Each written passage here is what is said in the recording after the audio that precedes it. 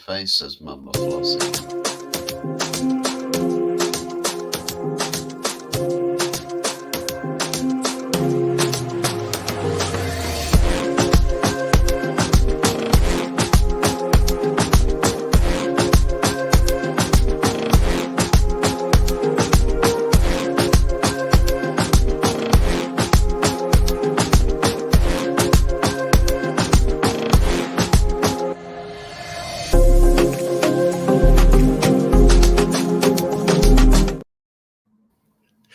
Good evening and welcome to The Good, the Bad and the Ugly. And you can see on the thumbnail today, the ugly was very With a bit of extra, it's extra nasty, extra panache on that.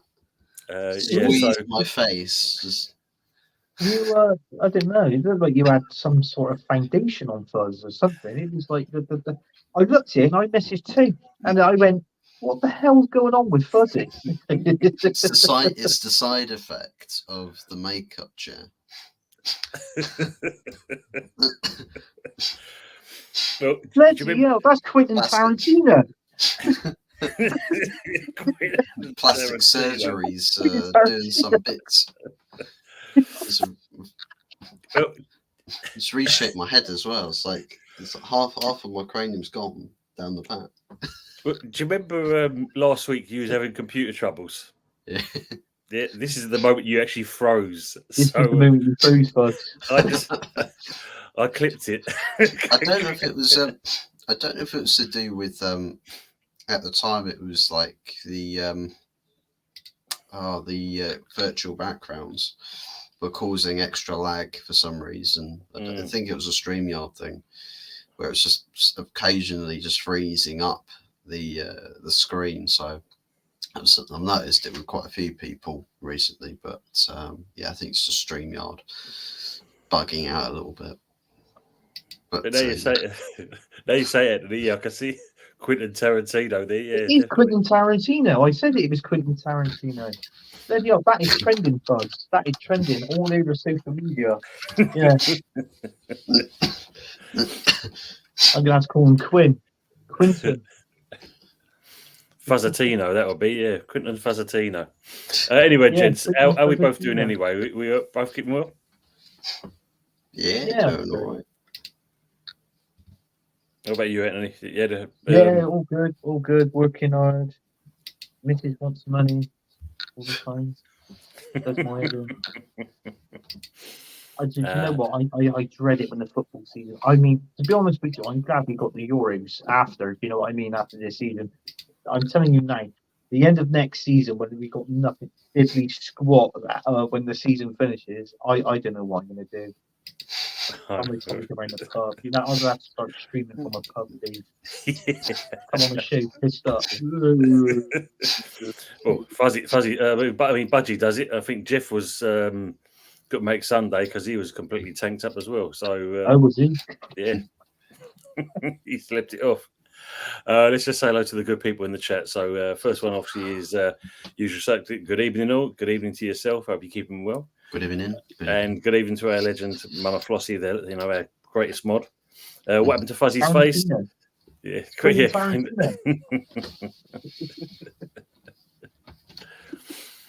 evening, Arsenal man. Evening, boys. He's saying to us, and Aces is saying it's the Bristol Rovers effect. That's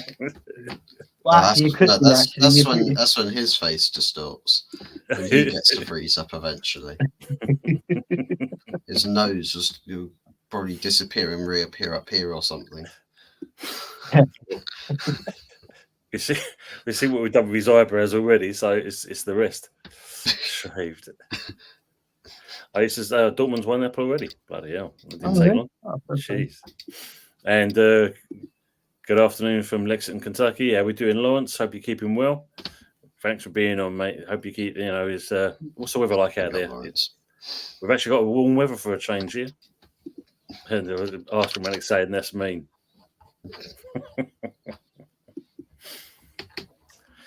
So, just reflecting on, we talked about it on Sunday with VAR and these poxy decisions and stuff like that. Did you see yesterday that, old Howard Webb brought that thing into the fold Yeah, Forest. They should have had a penalty against Everton. Yeah, I did read something along these lines. I think they picked it. I think it was shown on Sky. I can't remember if it was Sky Sports News or whether it was YouTube I was watching, but I actually seen a little video of that as well. It just proves one thing to me, Tim. The AR is not cracked up to what it ought to be. And if you notice, with all these mistakes that VAR are doing and what they've done, have you noticed on the last game, they actually showed the people that was actually up in the box that was doing VAR. Did you actually see that on the game? Oh, this is Frank, this is Steve. And everyone like, yeah. I thought, all right, here we go. Per numbers, yeah, let's see if they can get the decision right. And in all fairness, they didn't do a bad job, actually. They did get quite a few, well, I would say at least, 95% of the decisions right. So, but they knew that they knew obviously who they looked like in their name, sort of thing. So I think that's what they're going to do now. I think they're going to show them we can name and shame these people that monitors VAR, in the background. You know me saying I'm not. I think like the bloody thing VAR. It works in rugby, but unfortunately, it doesn't work in football. Let's be honest. No, that's true. I suppose it's one of those things where you have to watch out just in case you get a Sky Sports flyer come through your post box, and it's a VAR paid actor role, so they can stick you in the room, so that when they all come to interview you just don't have all the answers. Yeah. It's like when you get called up for jury service, you've got to get called up for VAR. Is that what you're saying? Yeah. It's one of those, isn't it? Someone's held accountable, basically, isn't it? Lawrence is saying it's 27 degrees centigrade out there and sunny, wearing some shorts. Nice. Hopefully that'll come for us at some point. It's hot here in Dubai, Tim. Dubai. Yeah, do you not know that his room is on the top floor of the Burj Khalifa? Lovely view out there. Yeah, lovely, mate. Lovely. Skydives down to the breakfast halls. Yeah, I saw this as well, Mama. Sweden refusing to have VAR. Yes, they are. I actually seen a video. This was definitely on YouTube, and they were interviewing Ange, the Tottenham manager. And for a joke, he said, "What? They're refusing VAR." And Ange turned around and said, "Well, I hate it, so I might as well bloody move over there then." That was what he said in the press conference. But yeah, I mean, that's what Mama's boss is right there. I've actually seen the video of that, but it was only just Ange I seen. I didn't see no other manager. That it was just the Tottenham manager I saw. But yeah, to be honest with you, it costs so much money. It's not working. So I think there'll be a time where I think it will be scrapped. VAR. I think it will be scrapped. I'd rather have it scrapped sooner than later. But later, yeah. More likely it'll be later. Evening, Steve. Hope you're keeping well. Evening, gents. Evening, chatters. He's saying to us, and Mama's replying back to him. Yeah, because look, we know the system works. Yeah. It clearly works in other sports, and it's not like even in other sports it's a 5-minute thing. It's been in place for years. So how comes we get it so wrong? That's the question. Why? How can we get it so wrong compared to other sports? I don't know. I'll just be honest with you. I don't know. I think these people that's behind the scene. I think that if it is going to stay, why not get ex-footballers?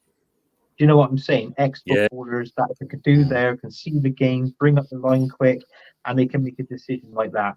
Not spending 5 minutes on the decision when the game's playing, and then they got to go back and award a team a penalty because they didn't pick up at the first time.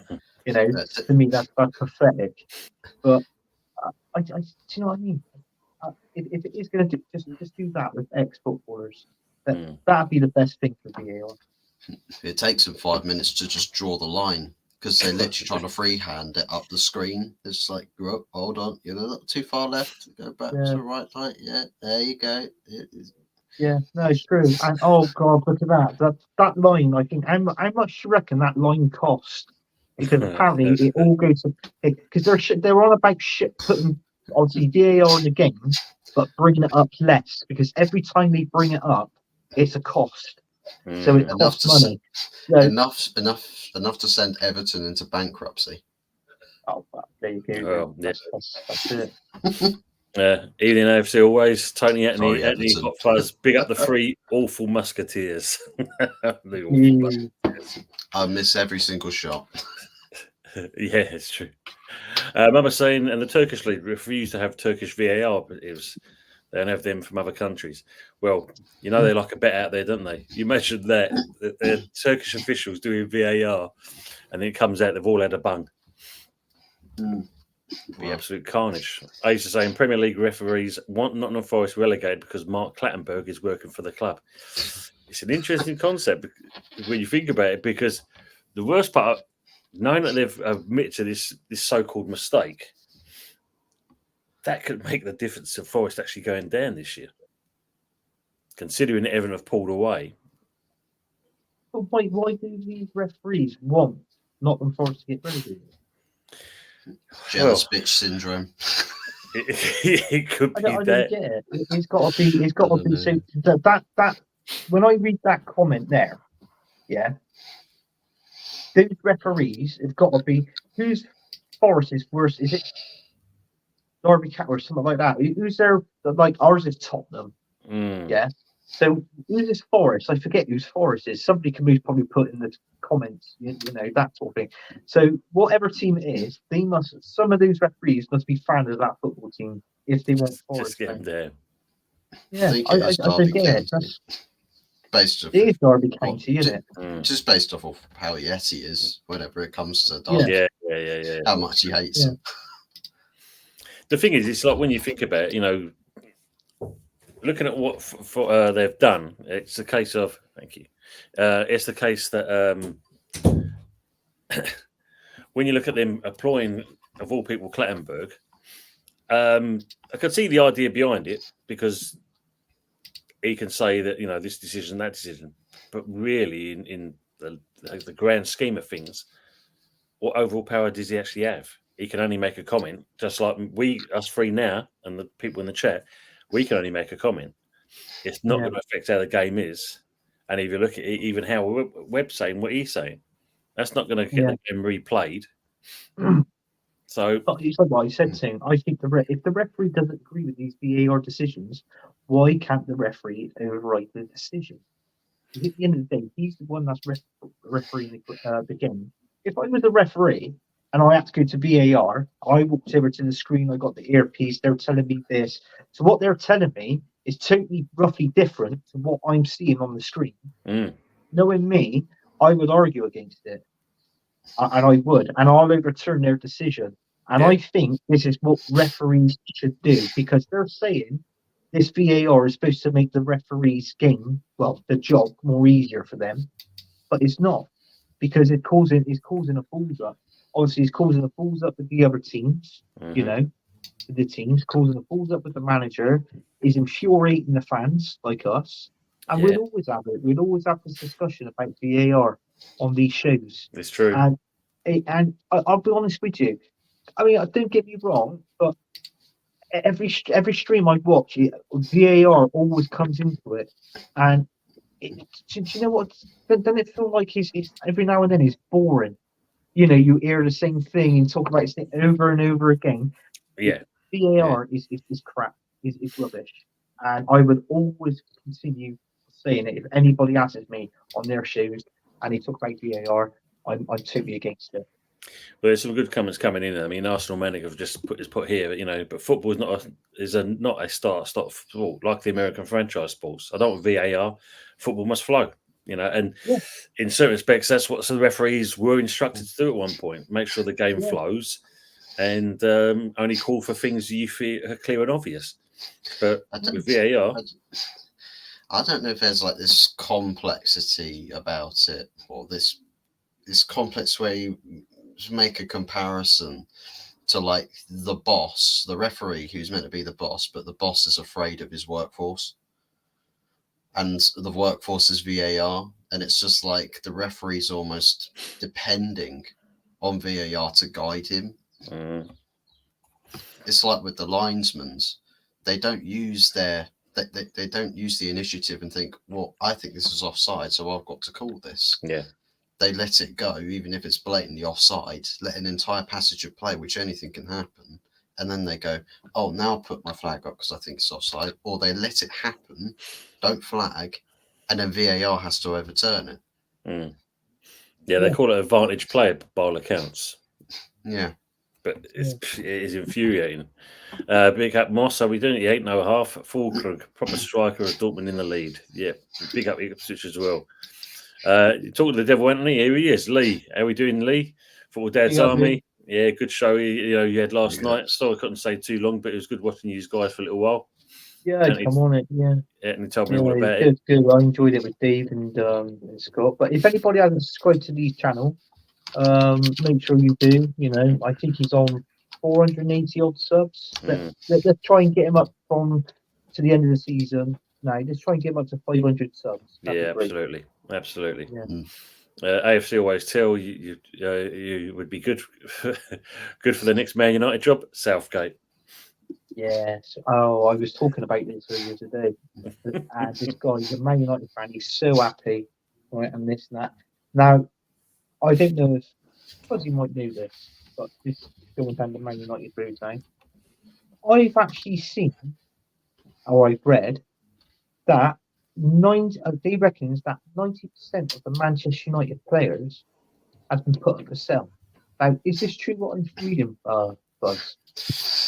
I wouldn't say that 90% were put up for sale, but 90% of that squad, the club will happily sell if the right offer comes in for them. And what they did is they put the statement out there publicly for everyone to hear that, yes, if you put in a good offer, we'll consider it. And it could be for all of these players, barring a couple of these names that we picked out, such as Garnacho, Spinus, Hoylands, and a couple of other players as well that have got too much value to the squad. Well, that would be imperative moving forward. So, yeah, for me, that it is true that there is essentially every player can be sold, but it's just about what offers come in, and it's essentially saying, well, everybody is in the shop window, but for the right price, basically. We'll come back to that. I just want to clear up on this VAR stuff, and we'll just go over the last couple of comments. Tennessee have VAR, but the decision takes seconds, and they show the graphics on the big screen for the fans. And obviously, it's not VAR; they have Hawkeye, which obviously does exactly the same thing. So they're all saying hello to each other. The only Hawkeye we should have in football is the Archer. The Archer. Start shooting players in the knees whenever they get into the penalty. Yeah, Stephanie. Yeah, big up Stephanie. Which are the main sports that have VR in this country? Football, rugby, and what else? Tiddlywinks. Yeah. Competitive hopscotch. Yeah. Egg and spoon race. AFC, I wasn't going to mention it, but I did notice it a few times. Yeah, I've started tonight. That's twice now, and both comments were put twice. Fast cool. Big up Aguna Matata. I hope you're keeping well. Big up all your irons. Yeah, absolutely. And obviously Scott as well. Hey, all. If it's to be used properly, it has to be put on the big screen for all the crowd to see, like rugby. It should do. Yeah. I think the biggest problem is, I think when you like you said, you're showing them officials in the room, it's because, it's the Premier League. We've got to look good. But you imagine we go down to the Championship, it'd be like a rubber band, and all of a sudden it'd go down the lower legs, it'd be a piece of string. And they'll do it that way, just to kind of get over. Two people run across the pitch. They put a little tripwire thing.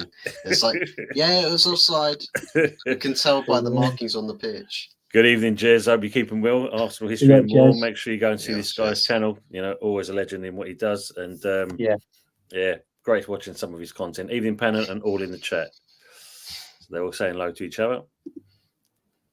Yeah, so going back to your thing, I mean, obviously, some interesting news I'll tell you, St. Kelso today as well, but we're looking at Man United with that.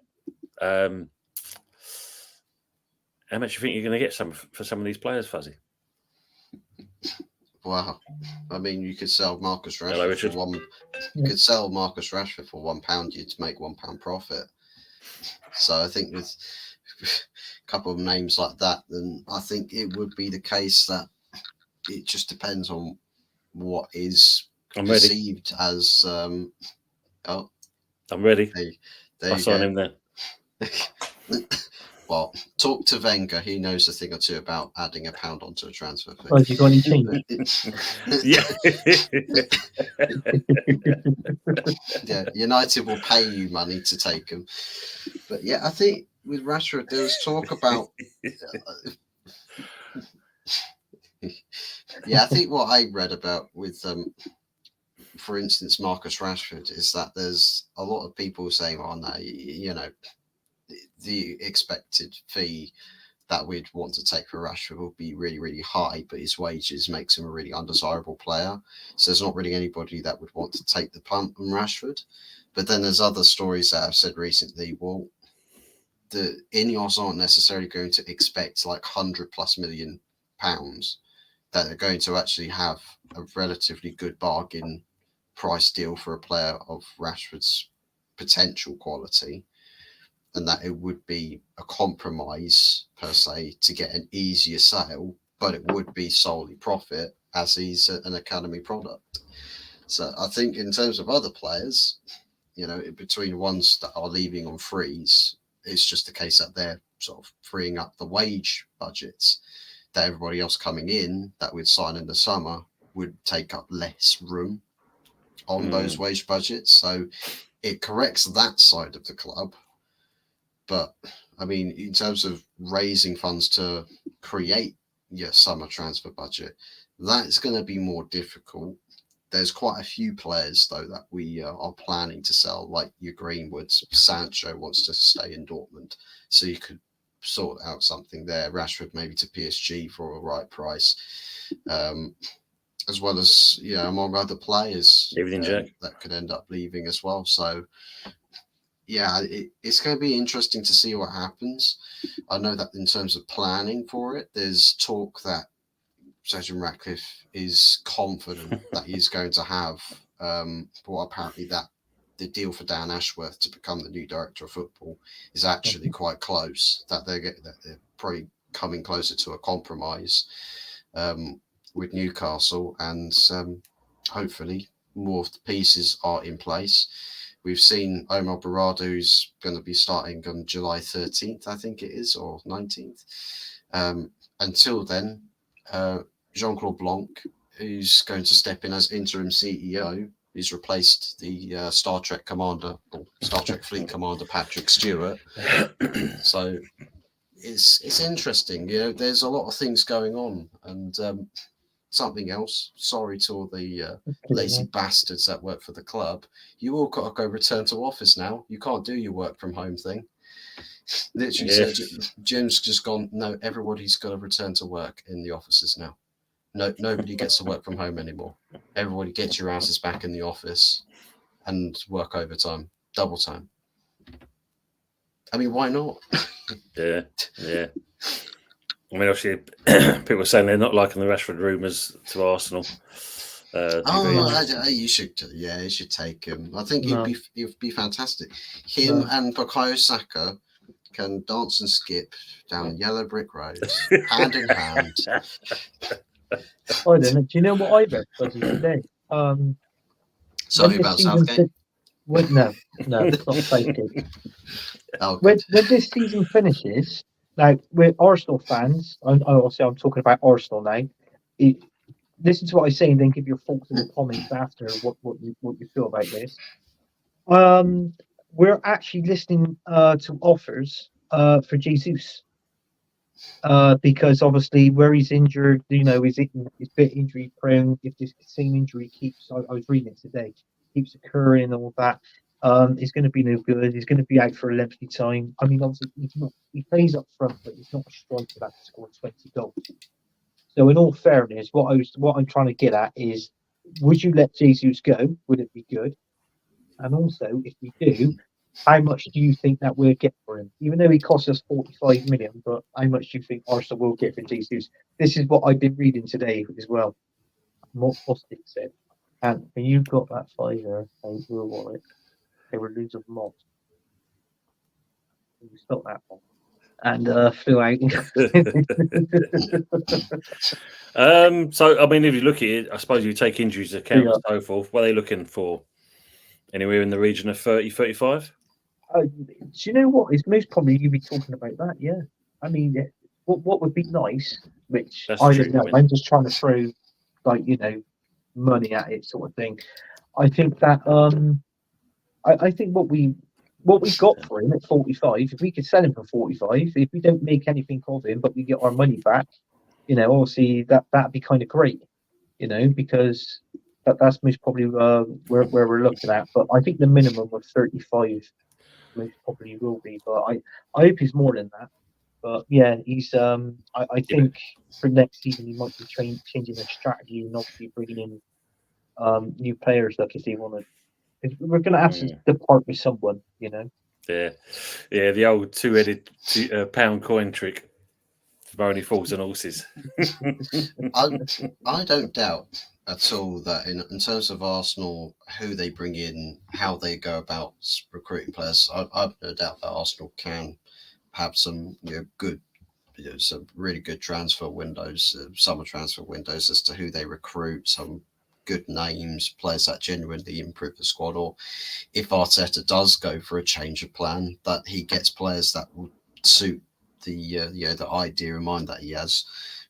My biggest concern, if I'm an Arsenal fan, is what the hell's going to happen with sales, because one thing Arsenal just doesn't like doing is selling for good prices. No, they hate it. Yeah, absolutely hate that's it. True. It's like Edu. He's great at throwing the money at people and saying, "Yeah, I'll give you this amount for that player." He looks shit scared in terms of, "I want this amount from you." It's like the businessman that he's trying to strike a deal with to get good money looks too big for him. He's petrified of the guy. So, yeah, I don't know in terms of how much you would actually get for Jesus. For me, I think anywhere about a 30 plus, or probably actually, 40 plus, 40 million plus is a reasonable sale for Jesus, in my opinion. Yeah. Anything more than that, then that would be a really good sell. But has Edu got it in him to negotiate a club to pay that amount of money? That's the thing, isn't it? I mean, obviously, Arsenal makes a bit more generous than that in his fiver. He's saying 30 million for Rashford. But Scott's saying, obviously, £30 million profit. Don't need another broken player like Rashford. Evening, Joanne. Hope you keep him well. Good seeing you. You could fix him. Bob the Builders, North London Bob the Builders, fix him up. AFC always is saying swap Nketiah for Rashford. Would you take Nketiah at Man United there, Fuzzy? No, he's West Ham bound. Is your name Anthony all of a sudden? Yeah, you don't want to be treaded on West Ham. You don't want to be treaded on their toes, do you, Fuzz? I'm a Man United supporter. Without trying, I'm treading on everyone's toes. I don't think anyone would buy him, but I'd say 25 million, and yes, I'd sell him. So that's Jesus in there. So that's more likely probably a reasonable figure. Jesus, 30 million, perfect for West Ham. 5-year Eddie, too. You're trying to flog this dead horse as well, Scott, like Anthony. He must have been talking last night. So sell Jesus the same amount of goals he scored. Yeah, that's true. 25 million for Jesus and a first day box chucked in with it. It's a deal. Party going to Saudi Arabia and Jorginho signing a new contract is absolutely ridiculous business decisions. Well, for longevity, yeah, Fuzzy just said it. Edu. There you go. I swear to you. Look, Arteta, he might actually be a phenomenal manager who's actually been padlocked or held back by Edu not unleashing the full potential to arming Arteta in a reasonable squad. Maybe, it's a theory. We can throw that theory around. He's not. Arteta's not phenomenal. Well, he's got to win the Premier League. According to some, he's got to win the Premier League to be a phenomenal manager. According to some very special people in your fan base, he might end up being the next Fergie. You never know. Bloody, you know what it is. You know what it is, Anthony. Yeah, that's not hot chocolate he's drinking. That's fucking a pint of Baileys he's got there. Oh, Baileys. Oh. He's mixing it up today. Some of the comments. Is that the ladies? Liverpool looks like the Chelsea have been beaten by the Liverpool ladies 4-3. Big up Jaminio. Hello, panel in the chat. Pepsi Paxani is my biggest concern. If I was a West Ham or Man United fan, would we be a Southgate ends up? Well, I can gladly tell you he is not heading their direction. That is 100% certain. I can guarantee you that. That name is not even in the fold. Just like Graham Potter's not in the fold. You'll be glad to know as well. He's looking very, very unlikely coming to Manchester. I'll tell you that now. There's more and more likely that it's Ten Hag or potentially Tuchel if there is a replacement to be had.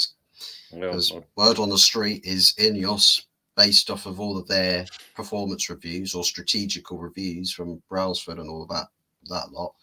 They've said, well, actually, we've gone and spoken to all the former managers as well. Turns out most of those players are in the shit.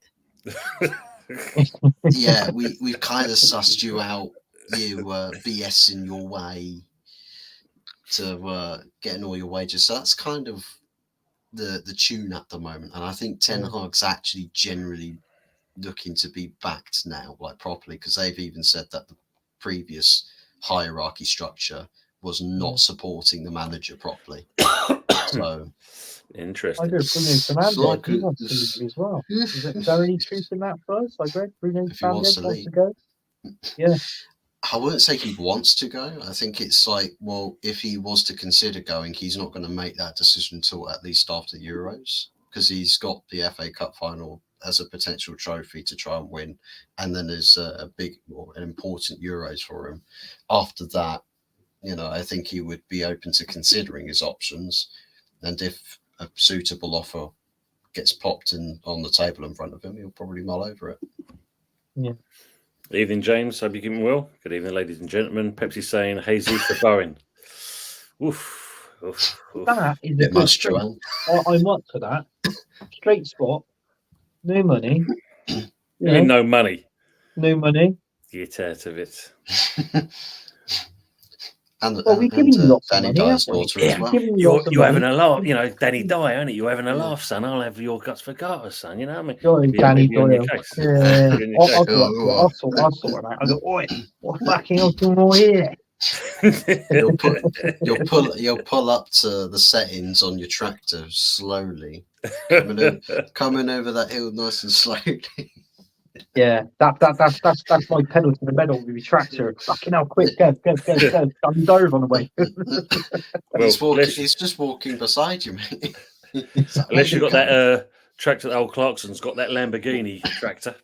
Old Jeremy Clarkson. What's he got here? 4 goals, 4 assists in 24 games in the league, but he has 4 goals and 3 assists in the UCL. His form is unreal. Interesting. What you need is a tractor built by Red Bull. They'll find a way to make it fly. Sure about the black one with the green and red. So that's this is one of the comments that I've just pinned up. Is AFC always saying, "Have you seen the pictures that are leaked for the new Arsenal away kit for next season? It looks like a Lynx Africa set." I have. Dave, the old school Gooner, he sent me it by Instagram in box message. Do you know what? I quite like it, to be honest with you. I don't know what, there's something about it. The only thing that I'm not keen on, I think where the cannon is, that is going back to the 70s. It was just the cannon that was just there. But we like this one here, AFC always gradual, like the crest. I think that crest would have gone better. But listen, I mean, I quite like it. But the only thing that I would change would be the badge. Yeah, like we did. Yeah. Richard's saying all this stems with Arsenal. We've transferred some Bereths to winger. And it ain't. That leaked home kit looks like a Colgate tube. Definitely not phenomenal, unproven. Yeah, 100% there, James. That is. Yes, I totally agree with you, James. That's for sure. That's no chocolate. That's not chocolate milkshake. Burn OG is either Man City or Real Madrid bound. That'd be interesting. Burn OG. I'm not Man on fire. Yeah. That's gotta be Kane. Oh, look at that. Joanne saying if Arsenal sign Rashford, she'll burn her Arsenal shirts. I'd pay to see that. Please sign Rashford. The I want to see HomeKit just brings how me many nightmares. fires there are in North London. They're the bad daddy kids we won't accept this season's away one. Yeah. Absolutely hideous, the new black away shirt. I still think Southgate would take Rashford to Europe. Yeah, no doubt, indeed. Yeah. But Leeds fur kit looks okay, though, Jamina saying. Yeah, it is. It does look nice. It is it's obviously black. I think it's like a grey kind of background. With flying Emirates in white, and then you've got the green and the red with the cap. But yeah, in fairness, it's something different. It stands out. But I would have just changed the badge. That's it. Pepsi Pack say must be a Spurs fan designing these Arsenal kits. Home shirt, big red bottom, white background. Yeah, we're in May, Hot Fuzz, and the best part of your season is McShite being injured. Yeah, he's out now. Oh, what are we ever going to do for goals now? Oh. Yeah, looks like toothpaste colours. Wow. McTominay Fuzz. I said Colgate. It's a Colgate. Yeah. Just see it now. Red, white, and blue. Well, Ben White's all right. He's already there with that part, isn't he, with his old shiny teeth? He's got no worries there. Anthony, but what is the meaning behind the away kit? I heard it's something to relate with Rocky Roadcastle and Ian Wright. You know what? That's a good question, actually, always. And you know what? I don't know, but if it is, it's possibly it could be. But you know what he's like. I mean, we've had our home kits and away kits, plus we've had a third kit, and our third kit sometimes looks quite nasty. But this one, it's like I said, I don't mind it, but I don't know the real reason. I don't know the real reason behind it. I really don't know. I'm stuck. But that's a good question, AFC always. Yeah, Joe, give Anthony your address and that. He can send these shirts to you as well. You can put them on that bonfire.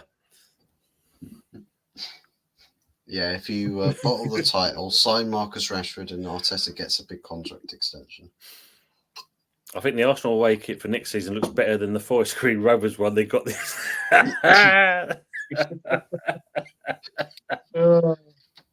Forest Green. They got relegated, didn't they? Forest Green. They went down. Yeah. Arsenal fur kit for next season looks okay. Sky blue and purple. Interesting. Comment I'm going to come back to here as well that Scott's put up which was he's heard in a West Ham fan channel that West Ham have spent 500 under Dave and had a record profit of 300 last season. Is that true? What's that? 500 quid. That's the one. Yeah. Do we make 500 quid? 500 shekels. I don't know if there's any truth behind this because, as always, yes, pound and pence, decimal points. 500 blocks of rationed butter. Build the London Stadium. Made out of butter. This is West Ham we're talking. No offense, Tim, but do you know what I mean? I'm not having it. I'm not having it. Remember we did the show before that with the 10th richest Premier League club. Yeah. Not far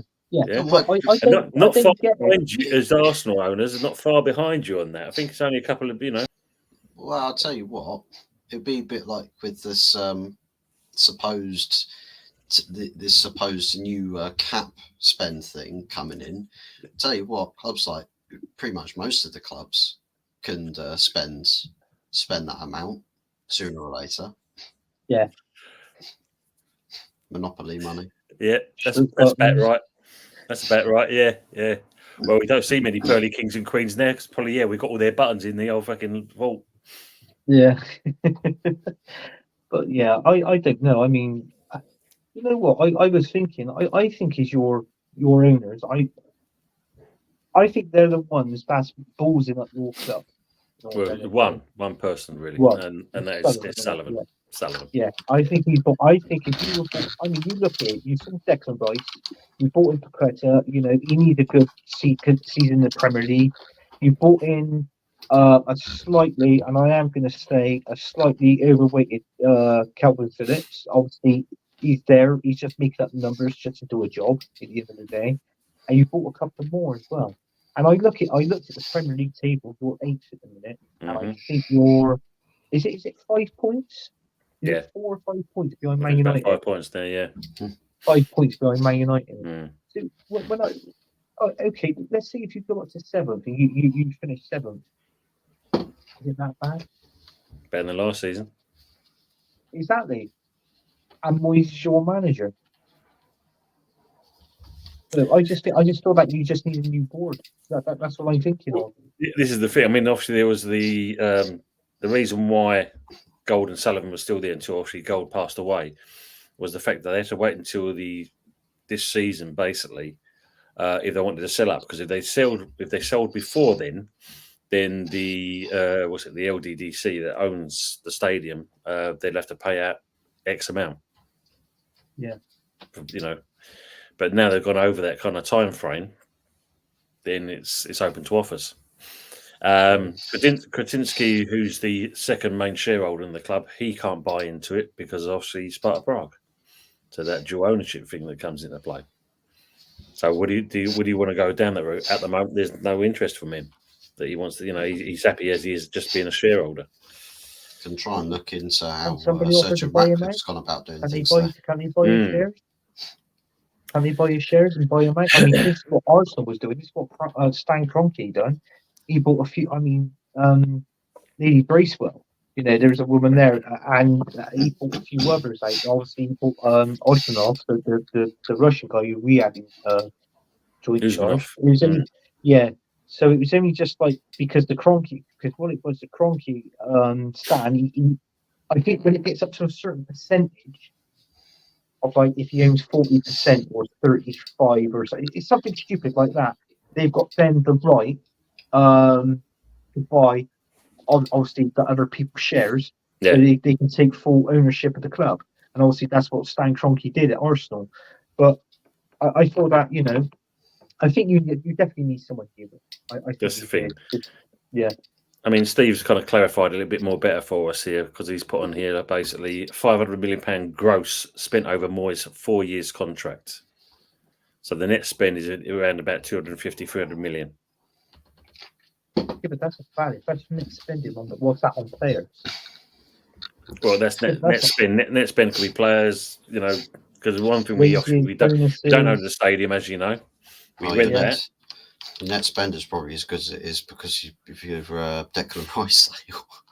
There's that, but at the same point, there's all you got to think. Obviously, there's the money of where you finish in the Premier League, plus the fact, obviously, from the Europa as well, the money from that as well. The money is that as well because you're getting money for Declan Rice. But I think that if that over like a period of 5 seasons, that will get paid. Yeah, you didn't want to go for the 24-month instalment plan. You went for the fucking 6-year plan, didn't you? Yeah. Tight-ass bastard. And you're supposed to be richer than us. Well, yeah, well, we like to spend money sensibly because we do have the Mikel Arteta, but we can't just blame we've got to blame Edu. So, did you just say spend your money carefully? Did you just say? Sensibly. Yeah, that was the word. That was the word. Sensibly. What's the sensibly? That's one player. That's the most senseless buy you've actually bought, for the club. It is. That's his the tenure. Best buy that Mikel Arteta has done, that Arsenal has done, is Declan Rice. But I've actually been watching a few West Ham streams, and I think I'm not too sure. I may have heard Budgie or Kieran or someone like that say, apparently West Ham, they really wanted 150 million for Declan Rice originally. So, it was a good bit of business from you and from us. Do you know what I mean? Because you got your players that you bought obviously in return for that. So, I think it all panned out quite well actually. Well, of course you would say that, yeah. But if you look at it, it's taken one player to literally change your fortune. You've learned a lot from last season, don't get me wrong. But he's actually binded you better and more competent as a title winning side by having him in the team. Well, we'll see next season when we get Bowen, Ollie Watkins, a replacement for Saka. Well, not a replacement, but a backup from Saka, a left back, and most probably a defensive midfielder. That's 1, 2, 3, 4. That might be 4 or 5 players we get next season. So, if he wins the league with that by spending his first £1 billion, I'll hold my hands up and say I'm wrong, Mikel. But if you don't win nothing, get out. Yeah. Well, we'll put Fuzzy in charge. It's still in the lap of the gods this season. Who's going to actually kind of come out winners of this title? Obviously, you can thank us now. We did help you. It's now a 2-horse race rather than a 3-horse race. So you're welcome, mate. Very kind. We'll take that accolade. And we never know. We might do a favour on the 90th.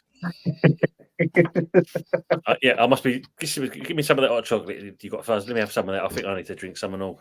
Nonsense. Yeah, absolutely. Yeah, thank you. You should have had a glass of hot chocolate and came back with Tuesday. That's for the next show. Aces are saying City already have Premier League title wrapped up, basically. It could be. I still think, that there is still doubts that that loss to Aston Villa is throwing the spanners in the works, basically. But, it depends. I mean, Man City, I'm not saying that they're great, but obviously the hardest team that Man City's got to play against now is Tottenham, which is the game before the last game of the season. So, but there is talks, and we were talking about it last night on Lee's show, that apparently rumours are at Tottenham they might not show up, and they might deliberately want Man City to win them so they can win the league. So, I've heard this as well. I've heard this. Yeah. Yeah. Interesting. I mean, I'm just looking at it. It's a point in between, isn't it? They've got the game in hand. Yeah. And the thing is, though, that massive goal difference you had. Yeah. They're only 7 behind you now. Yeah. Only 7 behind us. Yeah. As I was saying here, basically, 4 in a row. Pep is already smoking a cigar. And I agree with this comment from Steve. Bone will cost anyone an absolute mint. Just signed a 7-year contract, and his father-in-law will be taking out a contract to anyone else tries to turn his head. Exactly that, Anthony. Yeah, as I mentioned before, Danny Dyer. He's if Bowen's got to go anywhere, even though Bowen's got an agent, he's still got to go through him before anything else. I'll speak to Danny. I'll go, hey Danny, buddy, old pal. Lee saying Villa killed us. Yeah. Tottenham fans, they wrap you throw it away. Thing is, though, they will, because it's just. Can they get Europe? They can't, or can they? Can they still get into Europe? Yeah, they can still get top. Well, I think they're. What are they? 2 games.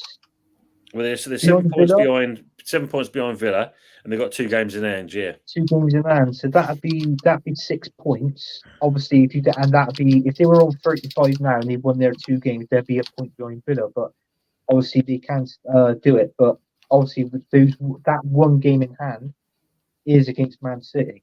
Yeah, well, as you know, we've got them in the last game of the season on the 19th. Yeah, we're actually at the City ground for that game. Let's do us a favour.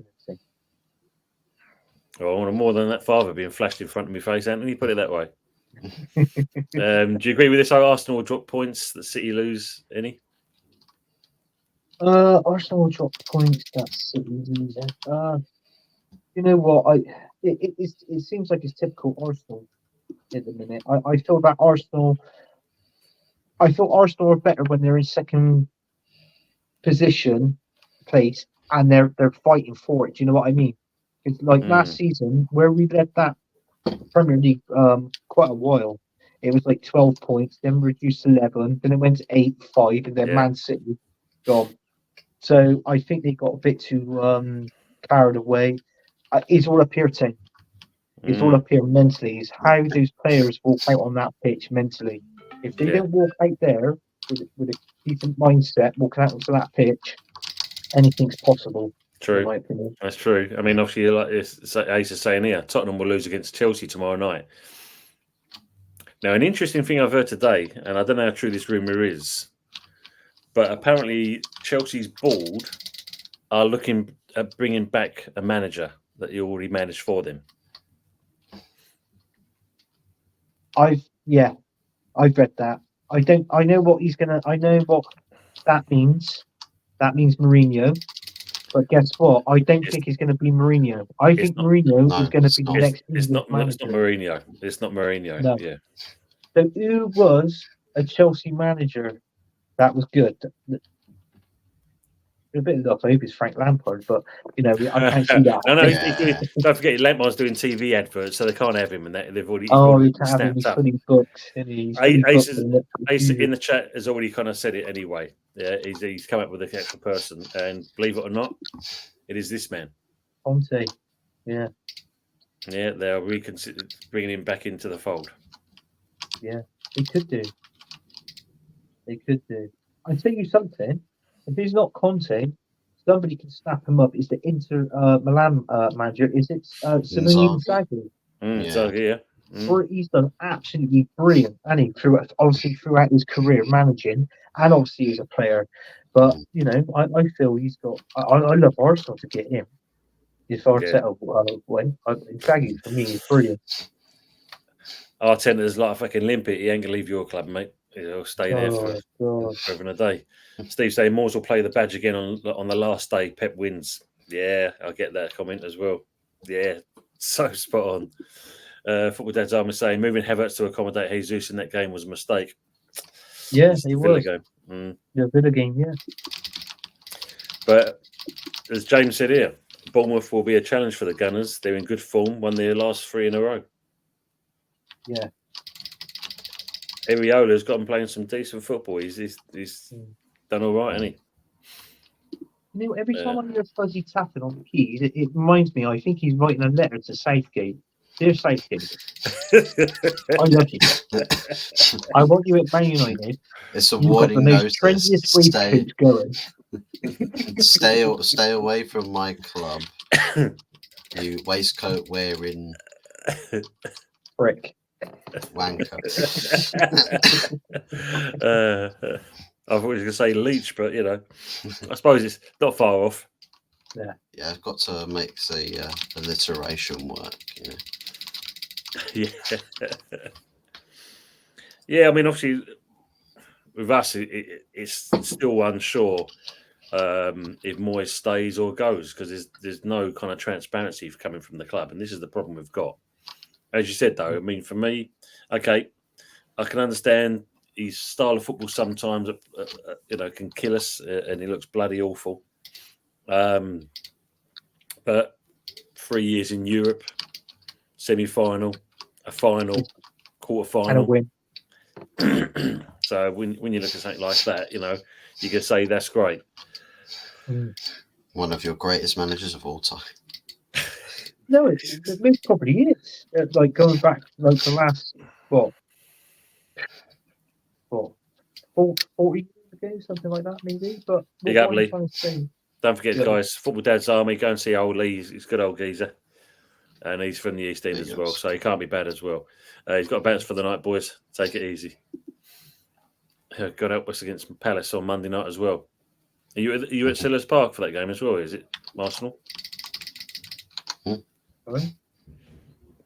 Well, help United against Palace. Yeah. They got. Palace. Sorry, United against Palace. Yeah, sorry. Yeah, I was just saying we played Palace twice. We beat them 5. Was it 5-0? Yeah. What was the when? It was 6-0. We beat you, wasn't it, Tim? Yeah. I couldn't remember if it was the other way round, but yeah. Yeah, look, Steve's backed out for you. So most successful, probably, but no way the greatest. Yeah, we've had some good managers. But if you remember, on the Sunday night takeaway, if Moyes does leave, I actually said 2 managers.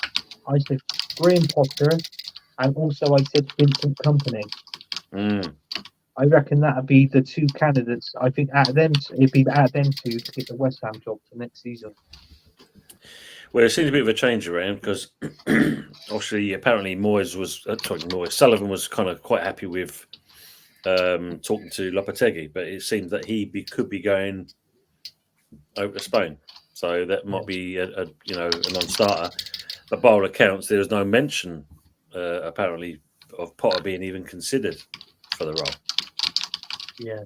So it's still very much up in the air. I mean, it's like with us saying we just pulled out the bag. I mean, Arsene Wenger, when he came over, nobody, even I did bloody hear of Arsene Wenger. Do you know what I mean? And then when he went, Unai Emery came over, some people didn't even hear of Unai Emery. I mean, obviously he was the manager. He won the PSG. He did PSG the season before that, won them the league, and he was the one that brought Neymar into PSG. So you know what I mean? So you know, I feel we should have kept him. I miss Unai Emery. I really think he's a good manager. To me, Tony, it's all about the CV. You know, it's like if I'm the owner and you come in, like job interviewing you, we're having a laugh in the chat, you know, and that sort of thing, and interview is going great. Suddenly, if you put your CV in front of me and it's exactly what I want, I can turn around and say, right, Tim, are you interested? The job's yours. The CV says everything. So, yeah, it's true. That's true. Oh, look, Ronnie O'Sullivan's been knockout world championship. Been knocked up, and here he is. Evening, yeah. Hope you keep him well, mate. Big up, chaps. Big up, Zetty. And obviously, guys, if you haven't got the chance to, you've not been over there, go and see Longhaired Yeti's Cave. Great content, and especially for the weekends. If you like your football and you want to see watch-alongs, he's your main man to go and watch that. So, he's in the Guinness Book of Records, that one. I know. Yeah. It's true. 9 hours. Some of the longest streams you'll find by any content creator on every weekend. Herbert, he is, yeah. I'll tell you what, big up, no, seriously, big up to, he should have more subs. If you haven't subbed to his channel, make sure you do. Yeah. Yeah, he's good. He is a good man. And Yeti, big up, you prick. Man City will win the league. Arsenal will slip up at Old Trafford. You know what? I'm that is at the back of my head. That's in the back of my head. Yeah, I think you'll just probably play at Stretford End, and the roof will just collapse onto Raya or whoever it is. Yeah, true though. Look, still only one trophy though. Same as Lyle, Greenwood 2. Even Harry won the Intertoto Cup. That's true.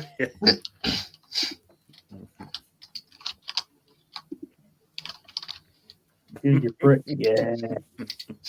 Yeah. I saw his video. He did a video today on Instagram. Yeah. And did he? I missed it. You know what? I was there. I was actually I was finishing work and I couldn't quite hear it because I was doing like stuff like put the tools and all that in the van. And I'm gonna have to play it back and watch it. You know, he did a little video on himself. He was talking about something wherever. So I'll watch it back. Yeti. I'll give it a like as well.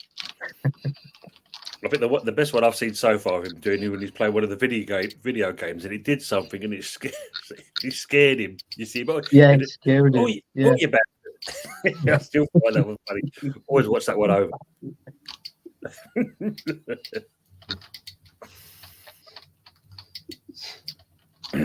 So we're not far from the season finishing and that, and we've got to kind of, in certain respects, think about new players.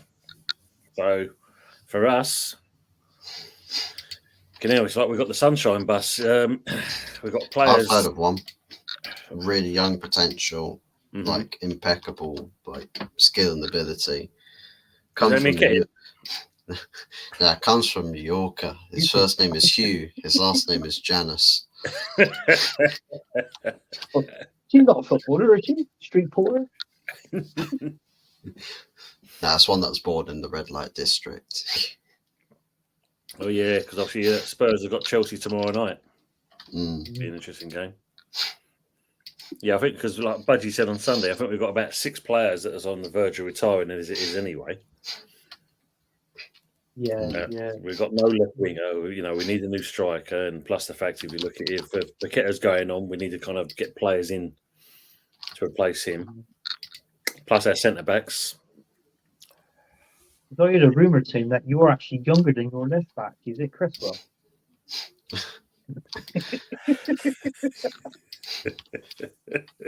Yeah. No, you do. Yeah, you do. So I reckon you'll make a good signing. You would get the special bus, but not sure about the sunshine bus. It's very true. Yeah, that's right. West Ham already lost at the City Ground this season. Bristol City. You ain't gonna do that thing. You ain't gonna do it seriously. You ain't gonna do that thing. Well, yeah, look, I've got bull shoulders, mate. I'm okay. Panel, have a good one. It was a good chat. Take care. And you as well. Come on, you going, as he says there. Big up Gooden and McCarter. Take it easy. Yeah, I was having a rant, he says, Anthony. Yeah, he was. He was having a rant about something, but I couldn't hear it properly. But I'll watch it back. Yeah, I'll have a look at that myself. Yeah, I'll have a look at that as well. Good luck keeping Kudos. No, apparently by all accounts, Scott, he's going to stay on for another season. Probably same with Alvarez as well. So I've read that. Yeah, I think I think Man City are after him. I think what they're trying to do, I think they're trying to get that player for that Kevin De Bruyne's role, because he's 32 now. Kevin De Bruyne, he's going to have. I think he's going to leave Man City. What do you reckon? In 3 seasons, he's going to be 35 anyway. So they want to bring somebody in that's sort of like, yeah, because I was Pochettino now. He's what, early 20s, 24? Okay, I'm not too sure actually. The age there was 20. Lucas Paqueta. What the fuck is that? I think he's. I laughed at City ball, mate. You went, yeah, he's 39. What? 26. 26. I knew he was He's around 26. or something like that. 26. Yeah, but yeah, I think with Man City wanting him, I heard they've gone in. They got miscommunicated. I think they've gone in for like about I think it's 85 million, I believe. Yeah, about that. Yeah, but there was rumours it's a done deal. It's already, it's just a formality and whatnot, and just getting the season out of the way with. So that'd be very interesting to see. Yeah, and it's, Steve's saying people keep saying Paqueta's head is already in Manchester, but I wouldn't bet on it. It's one of those, isn't it? If you go, full well, you go to that club, you're not exactly the number one star, are you? You're part of the number crunching basically for Pep. So I mean, you never know. But I think what's the point of coming that? I mean, I know there's been a few players that's come in, like West Ham thought they stayed there for one season and they've left. Do you know what I mean? But it'd be a shame if it happens on this one, because I feel with him, Kudos and Bowen, I think you've got players, good players there that you could build around. Yeah. Then, yeah. Do you know what I mean? And I think that's what you're trying to do. Your strategy next season. It's like what you said, because is it 4 or 5 players? But near retirement age, like obviously in football. Yeah. Yeah. So, obviously, with this one here, that comments just saves Steve says here, and then he's added in with whoosh, and he's gone basically. Because when we got relegated all them years ago, I never forget Glenn Johnson. He said, we've got to rally together and get ourselves back up into the Premier League. And then someone tapped him on the shoulder and said, "Here, Glenn, Chelsea want you for £6 million." Boom, he was gone. Yeah, he's gone. Yeah. I used to say in every West Ham who get a lifelong supply of ham for their family, supply of ham, and it must be in your genes. This Herbert thing, because obviously you still think Steve Cooper's at Nottingham Forest, and we've just already talked about him. And your brother's coming. It's Conte for Chelsea coming back. We discussed it. Yeah, we discussed that one, Rich. I had an excuse with mine on Cooper because personally I didn't pay my phone bill. When I paid it, I got all the notifications, and yet he was already streaming on his. So that's a good excuse. But yeah, we've already talked about that, Rich. But yeah, it's true. He could be coming back, but he's a good manager. Yeah, Conte. I like him. Obviously, it didn't work out with him at Tottenham. But David Beckham, 49. Just get a bit of leadership back in Chelsea.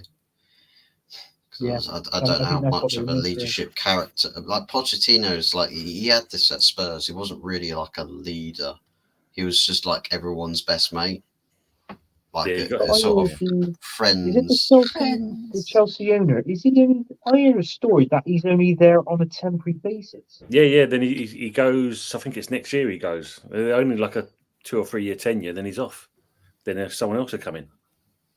So obviously he could get quite a bit of money. Obviously the money that he's injected into the team, obviously for the players that he's actually spent, and obviously so he's going to be looking to buy Chelsea now. What are you talking? What, 5 billion? Yeah, to buy? Possibly. Because they're looking to redevelop parts of it as well. Still. Yeah. So there's that as well. Yeah, he's saying, how the hell is City not on a transfer embargo? It's bang out of order, to be honest. And it's a weird one, isn't it? When you think about Forest getting docked points, Everton getting docked further points, then you've got obviously Leicester coming up, and they know they're going to get docked points. You've got Sheffield United's gone back and docked points when they go into the Championship with -2. Yet City can still swan around with this, 115, as if it's like one of them fucking telephone numbers with no queries.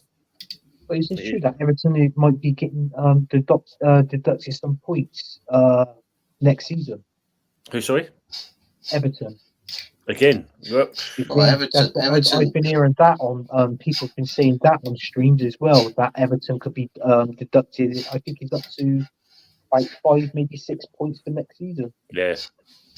Well, with Everton, I'm pretty sure there's also potential talk that based off a direction which they're going, they could be facing administration based off of the way that their funds are being managed, and that they need to sell a lot of their players desperately if they want to balance those sort of books. So Everton are in ridiculously bad territory at the moment. So yeah, I suppose if you are a club looking for players, there's a bargain shop over in Merseyside.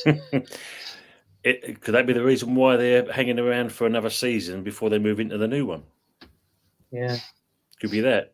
And I just obviously, your fiver comes out again. Do you remember that going back a while, 8 years ago? That do you remember obviously the late Terry Venables? Do you remember when he bought Portsmouth for 50p? Didn't he? Yeah. Remember that? Yeah. Tony, stop mentioning Anthony Herbert in his jeans. Not that kind of show. And Steve, I've just realised what you meant by what you just said there. And you got your jeans on. Jesus Christ. You missed a betting joke, Tony. Sorry, of course, Paqueta with his so-called charges on bet. I wouldn't bet on it. Yeah, I get it. Yeah, I got it there. Sorry, mate. Miles away tonight. So Pepsi saying about a few people. David Beckham, 49 tomorrow, as well as The Rock. Your sparring partner, Anthony, isn't he? Oh, The Rock. Yeah, Dwayne Johnson. Yeah. I haven't had a call from him for a while. Just reminded me I'd have to give him a call, see how he's doing, see what's on. With Big Hands Dave. That's why I'm doing these streams, just to build up my acting sort of thing, I'll put it this way, right? Put it this way.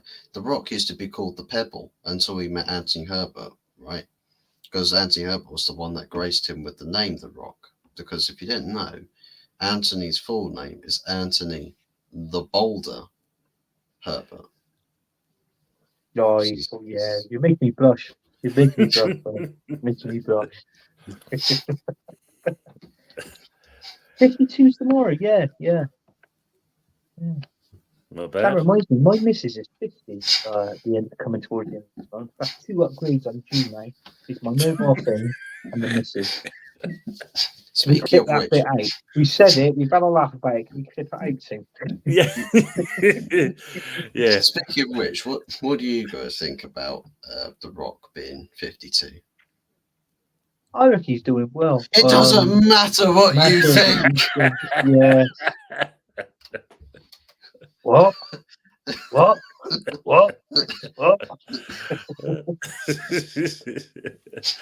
go. That was for you. Yeah, it doesn't matter. Last day of the championship this weekend. Bloody hell, that's gone around quick, isn't it? Yeah, it has, yeah. Every single brand envelope money, yeah. Big money ties up lawyers with loopholes to stall, yeah. When you're hearing this, it's stalling it till 2030. Wow, look at that. Everton 500 to 777 million, apparently. Yeah, I would take Braithwaite, look promising. Yeah, definitely. Definitely, yeah, he's a good player. Definitely. Hopefully, Man United signs the right Inanna this time rather than the one they've got in between the sticks. Yeah. Good play. Yeah. It looks decent. I'll take Garner as well. Rock mentions Etney every time he says jabroni. He did. I mean, he did have Garner as well because he was there on loan at first, I think. Hey, Melia, how we doing? Yeah. Good to see you, Melia. Keeping well. It's the Rock. What it is, he actually keeps talking about my strudel. So I don't know what it is. He's in the oven. Edit the video later. The 39-year-old. Sorry, 29-year-old. Yeah, play 46 games a season. Yeah, mad, didn't you think about it? Yeah, yes. Big up Fuzzy Like and squad guys to the panel. Thank you, matey, as always. Big ups. Jose Mourinho will be West Ham new manager. First sign will be Harry Maguire. Yeah. The centre back he always wanted. And I was told his agent that he wants that immediately. Ooh. Yes, he has. I've read this. This is true. So, which Onana is that one? Is that the Everton one? No, this is your goalkeeper. I've been hearing stories about your goalkeeper saying he wants to go back. He wants to leave and go back. So where did you sign him from? Inter Milan. Inter Milan, yeah. Apparently he wants to go back. He wants to go back to Italy and play. I've been hearing this on streams as well, Fuzz. That everybody's saying. I mean, honestly, everybody's saying this. Well, I mean, you could have fooled me. He must have moved to He must have moved back to Inter Milan at the start of the season, with how many times he's gone missing this season. Well, if you had a choice, because next season, if you had a choice out of Ramsdale and Raya, who would you pick? I'd honour my choice to Juminho. I'll pick Raya.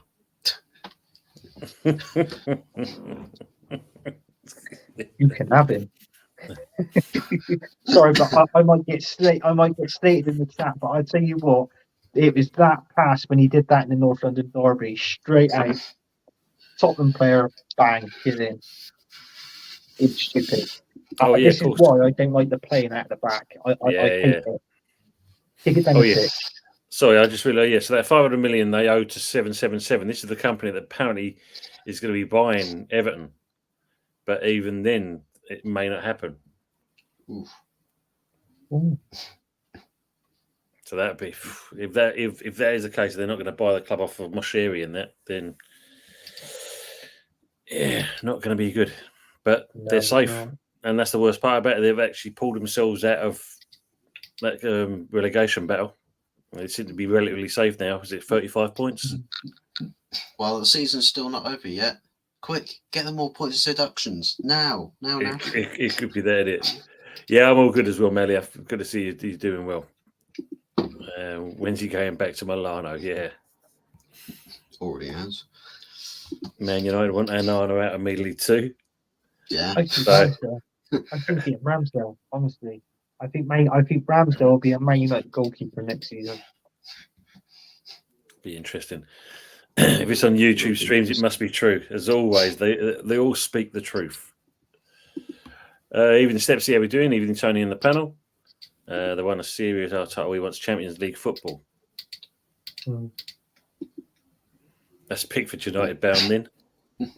True. They might end up trying to sell him to us. To be fair, we'll rock up for Branthwaite, and he'll be like, "Oh, do you want Pickford as well? You want Pickford?" Oh, that'd be safe. Pickford signing Pickford. No, Southgate's not coming to Man United. Can't sign Southgate as a manager if Ten Hag ain't getting sacked. Exactly. No. You already got me. What you haven't thought about is if Arteta doesn't win the league, you'll want him sacked, and Edu will be listening to you, so he'll sack Arteta, and then he'll sign Southgate. No, he won't sign Southgate. Oh yeah. Eddie won't do this to me. He won't do it. What will happen, right, is in the celebrations of finishing second, because top four's a trophy, according to Arsene Wenger, he'll take off his Lego hair, right, Mikel Arteta, he'll get a Southgate Lego hair, stick that on, get the waistcoat out, and he'll start playing long ball at Arsenal. The only thing that I give Arteta credit for at this moment in time It's not being Southgate. Winning the games that we've done, honestly, is winning the games and the way how he dyes his fucking hair. That's that I gotta give credit. I take my hat off to you. Yeah, so that's that. You got to be honest with you. That hair is dyed. I don't care what you said. I know. His stress levels. If he did dye it, it'd be literally all grey. Because that job, is the Arsenal job, is too big for him. This is the manager we're getting. Yeah. Good old Steve Cooper. Yeah, as he said there as well. Look, United getting Cooper. Yes. Oh my God, I actually saw somebody that looked like the much less high version of Steve Cooper today. It was incredible. Really? Walking back to the station from work, and my God, this guy, he had the same haircut, same face and everything, except his eyes weren't literally out here. He didn't look absolutely baked. He looked like he'd just completed rehab and he was feeling fresher than ever. Yeah, but what you don't understand is, because he got off the station where he was, he had to get on another train to travel up to Manchester. He was doing a split journey. It works out cheaper, And on the way back in, obviously, he was seeing his dealer. So, you know what I mean? So, you said about the keepers, and that, and most people were saying about, they're not exactly kind of big fans of Ray. I mean, obviously, yet he's saying here, did a madness on Sunday. I was like, what the fuck? I was watching it. While dropping the kids off at the pool. Yeah, he was. He was having a dump. He couldn't believe it. He literally, and he turned around. This was Yeti. He puts his side up saying, "Oh, toilet break" or whatever. He comes back in. His camera comes on, and he's talking about Rhea. The first thing that comes out of his mouth was, "What the fuck did I just watch?" That was Yeti's words. It was Yeti dropping the dump that just sort of shook Raya's concentration. That's why he misplaced the pass. It would be brilliant. Just like, what was that? I mean, out of the two keepers, Anthony, who do you prefer, Ramsdale or Raya? Oh, he loves I Raya. answered this one on Sunday, didn't I? And these keepers, they're obviously, they got their own abilities. With Ramsdale, he's better with his hands, it's saving, and Raya is quicker on his feet. But in all fairness, these days when it comes to penalties, he's better saving. So obviously, you have to catch your mind back, obviously, to the Porto game when Raya, when he was the hero of the penalty shootout, which he was. Yeah. I'm not going to take any picture away from him from that. But out of two, I feel that these is what we need in goal. Not just necessarily your feet, both. But what I'm trying to say is these, and you don't play from the back, you kick the ball down the bloody pitch, or even kick it out to bloody Rosette. That would have been perfect. But it's like what I said. So out of the two, I prefer Ramsdale. I'm sorry, but I did. I've always said it. Yeah, I'm in agreement with you. I'll say that as well. Ramsdale, I think it just offers a little bit too much. But again, I think you'd always see that Arteta loves Raya. That's why he's there. He's saying, seen it on YouTube, and X Dave, who cleans the city centre toilets, posted it on X. So that just says it all. What's your thoughts on the Forest chairman? Is he a nutter? Steve Cooper looks like a serial killer. He does. He does look like he's been places. Oh, Cooper looks like your uncle you was told to avoid as a kid. Evening to King Mikel, Buenos noches, Hidalgo. Big up, Mikel. Both will go to Man United for a big fee if ever need money.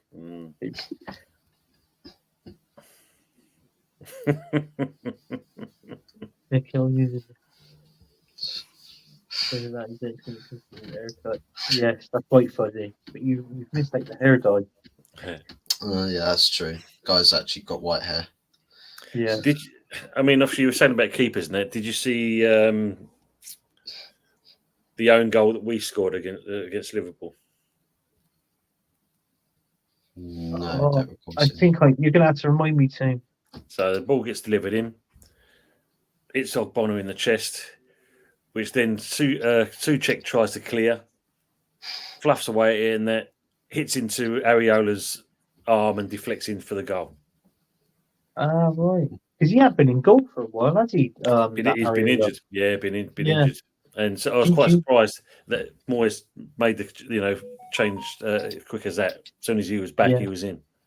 Yeah. Did you like that Areola in goal or no? Or? Yeah, I mean, he's a good keeper. I mean, you've got to think ex-PSG. He was on loan with, who was it beforehand? Was it Fulham? Then we took him on loan, and I'm glad we signed him. But and he did well if you think what Moyes did last year, he had Fabianski doing the league games and the domestic games, and Areola doing all the cup games. Yeah, I get this question. What Yeti had said as well, and he's absolutely right, spot on this. But how many times have we seen Rhea balls up from playing from the back, and he's been lucky the first lot of times, and I have been seeing on streams he's going to get caught out, and it's funny how it was done against Tottenham. That's all I'm saying. I find it funny how every single game he passed the pack and balls up and he got let off, but he couldn't get away with it against Tottenham. It just seems funny to me. Honestly, I'm not being biased or anything like that, but I just feel I don't feel safe with Rhea between the sticks. Seriously, I don't. And what makes Rhea a good goalkeeper, and all the clean sheets that he's had, is having a good defence in front of him. It's not just having a brilliant goalkeeper. The goalkeeper's got to rely what's in front of him, defence. And I'll tell you something now.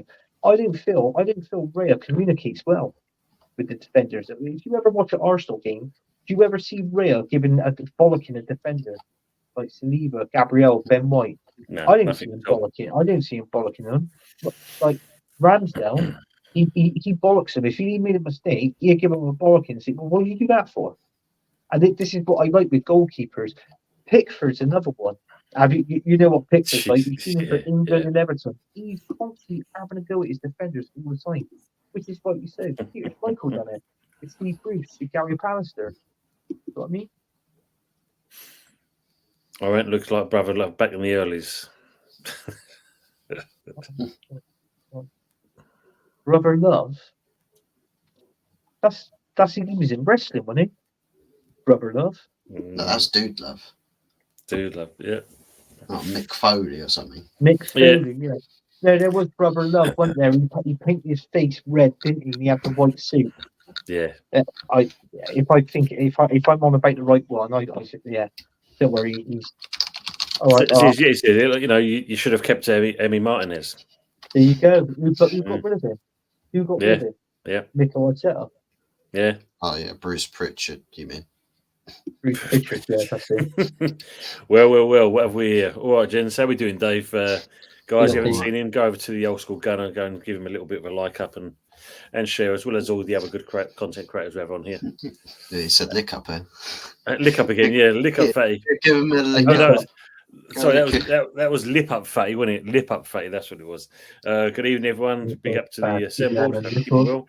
Yeah, that's the one. It was on, to be honest. Yeah, the defence have been amazing this season. Sorry, no. Ray does talk to him, but they can't understand him. That's probably the truth of it. Mally say Ray is not popular amongst the players, like Ramsdale. No. Yeah, so you need a new keeper. Looks of it. Exactly. Yeah. Just Gunner. Good evening. Goalkeeping I love you, Bruce Pritchard's character, Brother Love. There you go. They're all saying it for you, Bruce Pritchard. Brotherly Love, Kenny. Yeah, I remember that one. Evening Trip Vic, how we doing? How good is Sancho? Is that the one that used to dress up as Spider-Man, run up the wall, he could jump in the gents, and he's like, shit, I can't piss, who needs it? Yeah, that's the one, yeah. And, the possible taste, the old crossing the legs over, all done in the best that's the one, yeah. 13 watching and 22 likes, streaming going nicely. Thanks, Dave, thank you very much. Yeah, Dave. Hi to everyone in the chat, and obviously Scott saying OSG.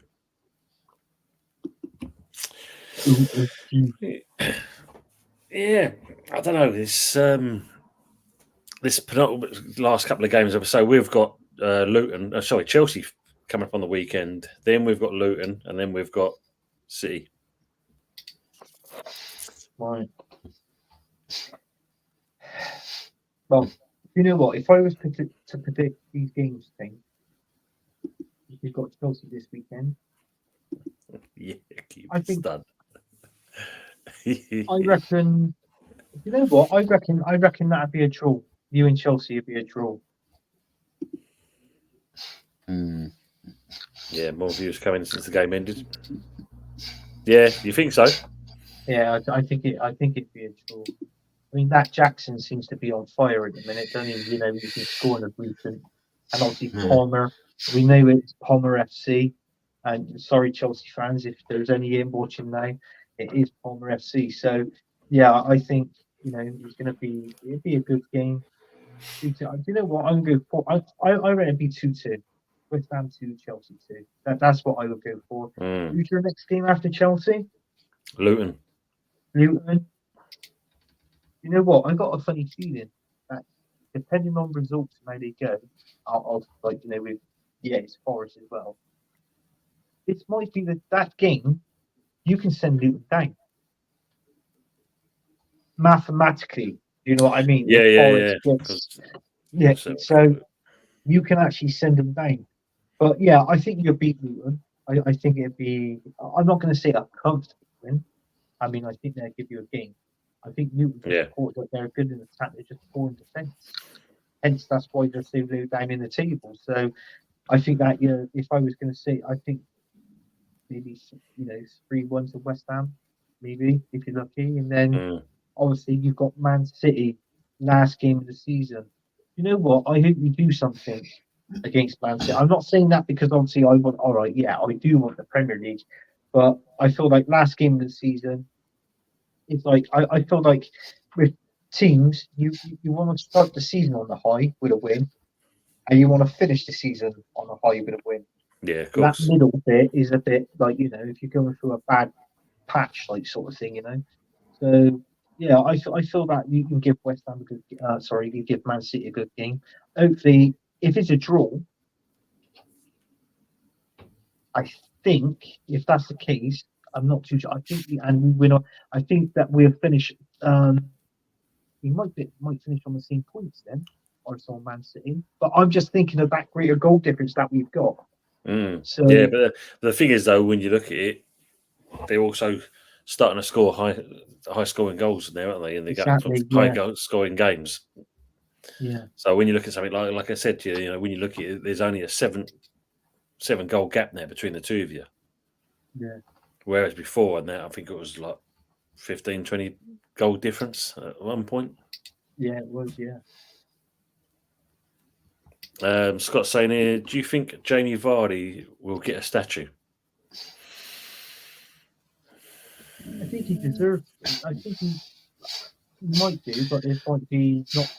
I think, you know what? He scored the other night, didn't he? He scored 2 goals the other night. And obviously that was when Leicester won the championship to go into the Prem. I mean, you look at Jamie Vardy now, he's 37. And do you know what I'm saying? A player like him is not going to be scoring prolific goals in the Premier League. Because obviously he's going up in the other league. So I don't know if he's going to retire in the end of this season or or he might be a bench warmer. But then again, we don't know what's happening with Leicester with this FFP. So do you know what I mean? So it might be surprised that they might bring in only two or 3 players, but they could be frees or they could be on link. You know what I mean? So I mean, they'll probably promise him a statue, right? They'll deliver the statue, and when they unveil it, shock horror. It's not a statue of Jamie Vardy. It's actually a statue of Colleen Rooney.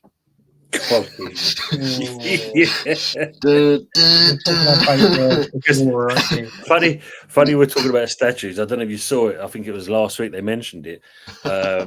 Waltham Forest Council are finally going to take it out of the unit they've had it in all these years the statue of Harry Kane, and they're actually going to put it up somewhere in some location.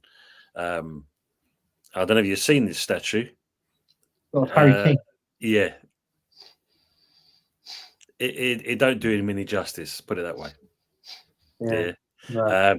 I mean, if you look at it, if we kind of say similar to this, yeah. That's Tarantino. You know, if you look at something like that, that's what Harry Kane kind of looks a little bit like, basically. Because but long ass for it's like a six head. I've just seen the picture of it. Literally, man's got a six head. Yes, could land a bloody Airbus A380 on his forehead. It's got that much runway. I think you're going to do the new. I think you're going to do the sequel to the film. First, I think it's going to be called From Dust to Fuzz, not from Dust to Dawn, but From Dust to Fuzz. Yeah, saying we're getting 2 points back. Not sure how true it is, but if they do, when Luton get above us, that is out of order. If you're doing it, if you're doing it, do it now. Getting right and all. Don't muck around with things. You know. I don't think we should do it now. I don't think we should do it now. I think what they should have done was done it ages ago. I mean, like, you know, it's 35 games gone of the season. And then timing is absolutely his dog. You know, it's a disaster. Now that can balls up Forest survival. Yeah. That to me is wrong. I agree with what you're saying, but they shouldn't do it now. They should have done it going back 10 games ago. You know what I mean? So it's 25 games gone of the season. Not 35. It goes back to how we started off the show when you think about it, like, you know, and I don't know if you've already seen this yourself, Yeti, when you got Howard Webb saying that, you know, Forest should have been awarded that penalty against Everton. That could make the difference between Forest staying in the league or being kicked, you know, dropping out of it altogether. Because obviously that could have made the difference with them points. Yeah. It's just crazy. Absolute craziness. Here with a lead in the semi-final. Yeah, you are indeed. Sancho will play, you know, Jaden, Mr. Fuzz. Oh, he got the goal, did he? Mm-hmm. Oh, perfect. Yeah, that's the Harry Kane statue.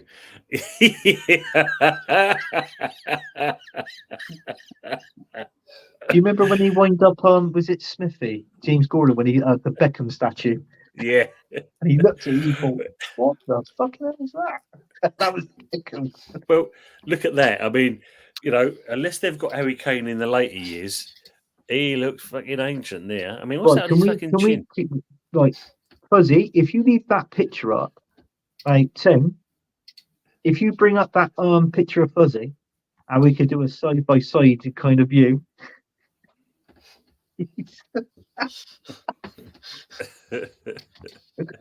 Oh God! Surprise!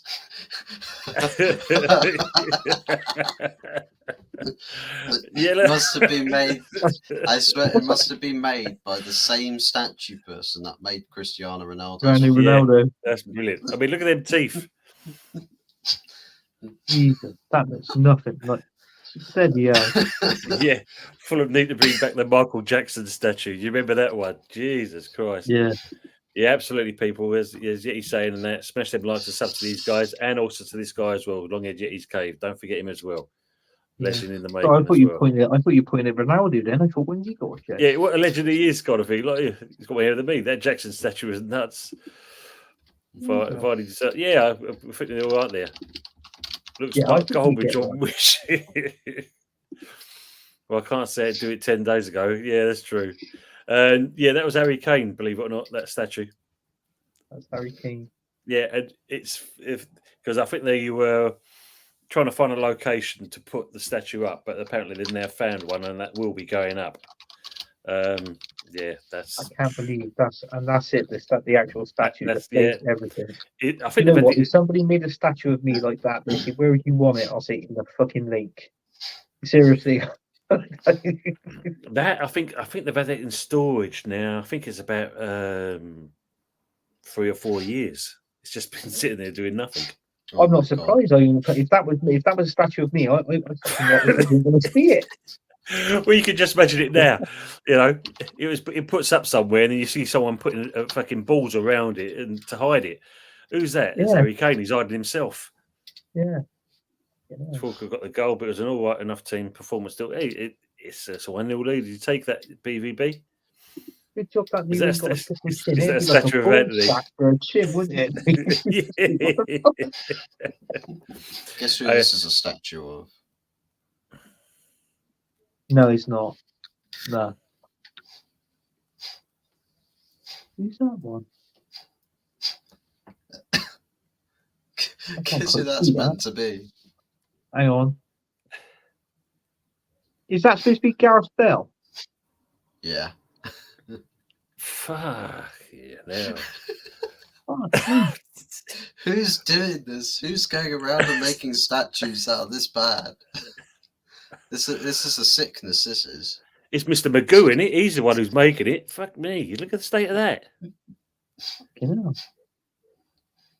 I'll tell you what. I don't even think Tony Claude Gunner's thumbnails can save this. That's Kane. Oh god!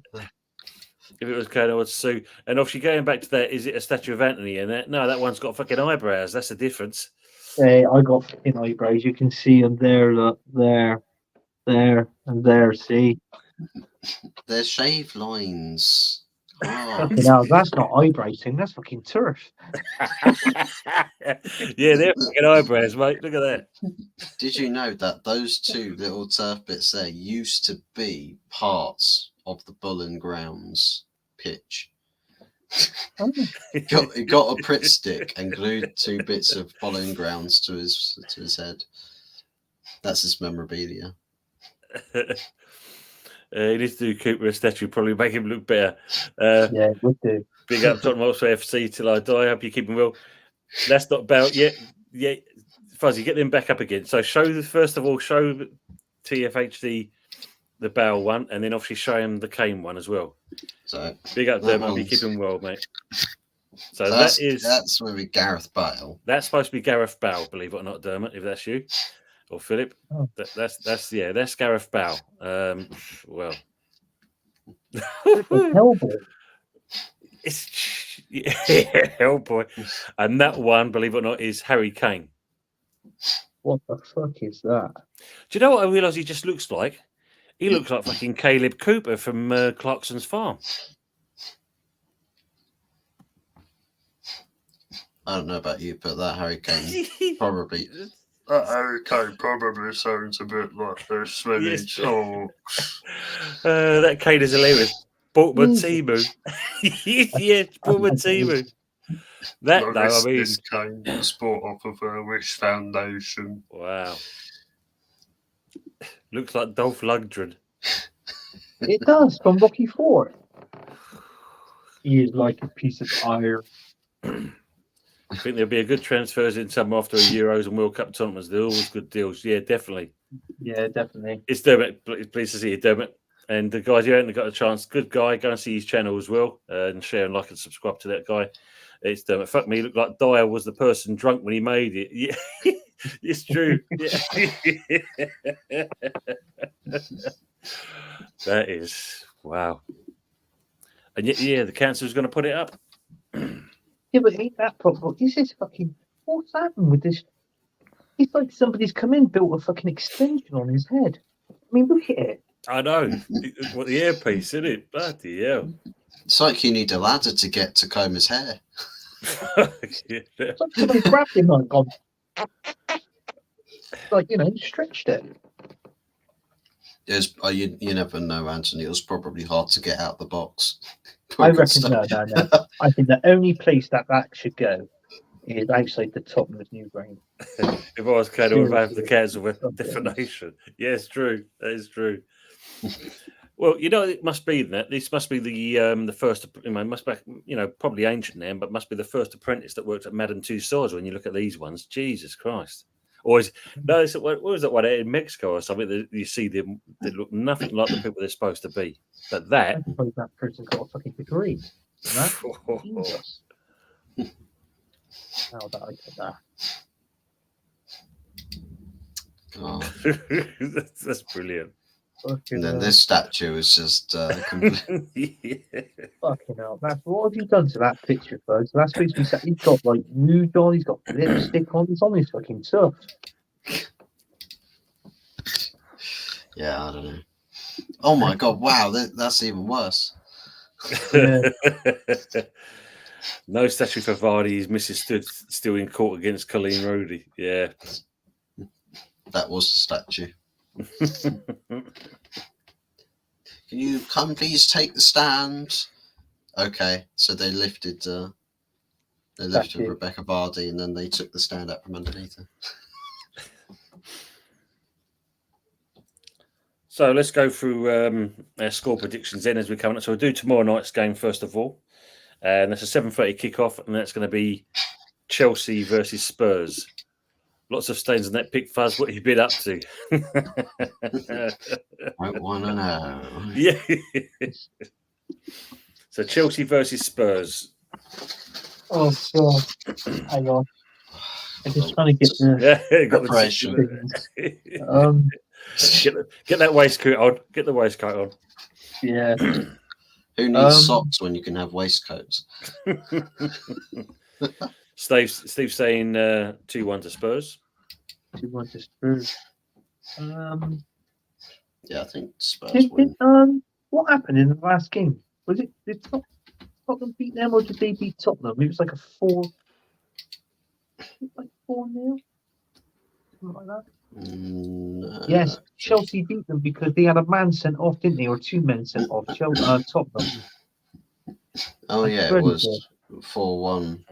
Yeah. Yeah. Dermot saying, what you hope for the summer? Chelsea 0, Tottenham 3. I tell you what. Saying, wishful thinking. I'm going to go 2-0 Chelsea. Ooh. But I don't think they got the firepower up front. And Son, he had the well, apart from that thing pen. But I just don't feel Richarlison. Sorry, I don't feel he's that much either. So I mean, there you go. They just swap straight away. Jesus for Richarlison and Richarlison over to Arsenal. What's that? Nobody. Fuzzy, what do you think? I want a 20-goal striker, not 7. Yeah. Well, you already got that now. Yeah. 2-0 Chelsea. 3-1 Spurs. 3-1 Spurs. Good. Scott saying 2-2, and Dermot saying, the ref was Chelsea 11-man that night. Yeah. Christian Romero straight red card. Actually, to be fair, that was a VAR decision that was looked at. Same box, right? Literally the exact same box where Declan Rice kicked Ben Davis straight in the gonads, and the referee waved off both times. He said no, not a penalty, but VAR looked at it and said actually that is a penalty, because I think it was Christian Romero had basically, I think the ball was gone, but he just followed straight through and absolutely destroyed whoever it was. I can't remember. I think it was Sterling. Found him and gave away the penalty. Yeah. And then got sent off as well. Tottenham is missing one of their good defenders. Is it you, Doggy? Yeah, Doggy, yeah. Doggy, yeah. Yeah, he's out for the rest of the season as well. Yeah, it's a shame. Good player. Good player. It's not Tottenham's destiny anymore. No, it's an interesting one. Look, Richard's saying no 5th place in Champions League this season for English clubs because Dortmund won tonight. Yeah. Yeah. Is it next season thing? Just like, because my brother mentioned there about the Champions League. Is it where they're doing this? They're changing it. So like, is this like some super league, like 16? Yeah, I think it's league table format. Yeah, I think it's next season. That all comes in. So that's just kind of prolong it even long. I mean, Dermot was saying it was not a red card pen, yes, but a red card, no. BBB saying Chelsea 3, Spurs 3. Yeah, I think it's going to be one of those. I think they cancel each other out. I'm going to go for a 2-2 as well. Friday is Luton versus Everton. Ooh. Will they put the nail in the coffin for Luton? If they don't do it, then you can as well, can't you? The following week. Yeah. No, I'm going to go for Everton win. I think Everton's been good of resort, and what stands out for me is beating Liverpool 2-0. Yeah. So I'm going to go. I think Newton are giving. I'm going to go 2-1 Everton. That's my final score. That's what I think. Yeah. Steve's saying the same as you, 2-1. Yeah. I'm going to go 2-1 Luton. Yeah, I think because they've still got to fight. Everton are safe. Luton's still got to fight. Yeah. But the problem is what we've seen with Luton is they do the fight, but they just can't get it over the line. That's right. The bit. I think that's what's let them down this season. If it wasn't for that part of that, then I think they'll been relatively safe straight off. To be fair, though, it's kind of one of those things where it's like, well, because the job is done now for Everton, that can straight away mean complacency. And it might be one of those where it's like they'll have a complacent game where they get beaten, and then the manager's message has to be again, well, guys, we can't just give up now. We've got to keep playing and doing as well as we can for the sake of the fans. So, I think it's one of those for me. Yeah. So, plus it's Luton at home as well. So I think that there's something there to be had for Luton, definitely. I get that. They were saying 2-0 to Everton. Team's going to go 1-1. They seem to have turned the corner. They have. Yeah, they have, Everton. I think if you look at it, for me, I think, Everton, even though I agree with what Fuzzy's saying, they're relatively safe, but you just want to cement that, don't you, really, at certain respects. So I'm actually going to go for a 3-1 for Everton. I think they're just going to offer a little bit, more than what, Luton can do, especially even though it's at Luton's ground. Just some comments here. So, Richard Herbert, Champions League after Real Madrid and Man City competitive chance. Bayer Leverkusen win or draw away to Roma. Then Bundesliga have the next spot after Serie A. So this covers up the fifth place situation with us in the Prem. Yeah. Remember the statue of T. Henry outside Arsenal ground, and I stuck a hat on his head. To be honest, guys, I'm happy with fifth place from where we were last season, and done a fantastic job. Champions League next season and a cup win in the league after that in Andrew we trust. Yeah, he's not a bad manager. He's not bad at all. I think he's just a fact of, as Anthony just said, I don't think you've got the right players at the moment, or for him. I think that's where he's lacking. Yeah. I'll tell you, get a statue outside Arsenal ground, be silver. You'll never see a gold one. Runner up.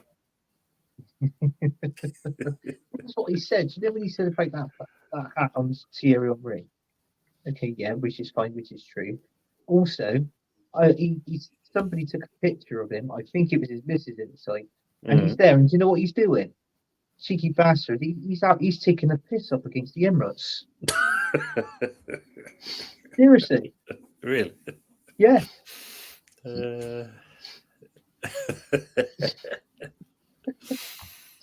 Sorry, BVB saying that, it's expanded European tournaments next season, so more going to be played. It's made out of Lego for Arteta. Yeah, it's true. It's true. Definitely. He's just dropped the ball then. Well, that's good. I'll go up to the Emirates and just whack him. I'll get a sledgehammer to it. Whack. So we're on to the Saturday games now. So the 12:30 kickoff is the first game, Arsenal versus Bournemouth. Arsenal versus Bournemouth. I'm going to play it by ear. I'm going to say 3-1 Arsenal. I'm going to give Bournemouth a goal because I feel that I think Solanke might score a goal. That's for Bournemouth. And then for us, I think Havertz will get his goal. I think Havertz will score in that game. Havertz, Saka, and Odegaard would be the three goal scorers for us. Fuzzy? I'll get extra points for that thing. We'll see at the end, mate. We'll see at the end. 3-2 to Bournemouth. Ooh. You're not going to have a Reece. You're going to have Solanke. He's absolutely gone. Scott saying 3-0.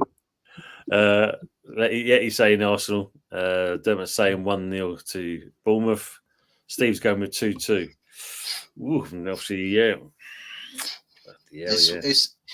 Come on, I mean, it's one of those banana skin type games, isn't it? Right at the very pivotal last point in the season, you think surely an experienced team should not drop points here.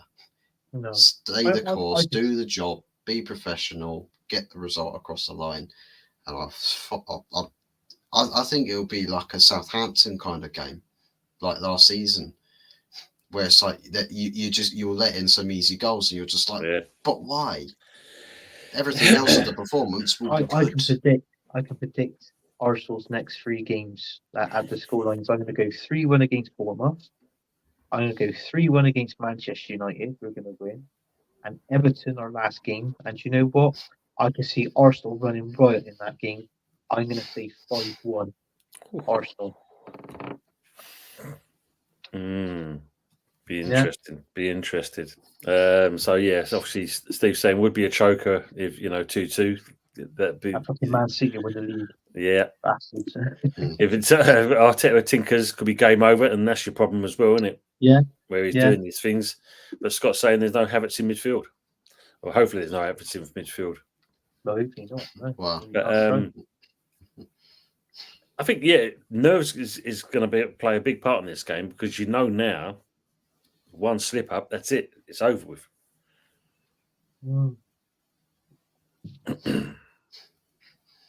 Awesome. I mean, Man City at the moment.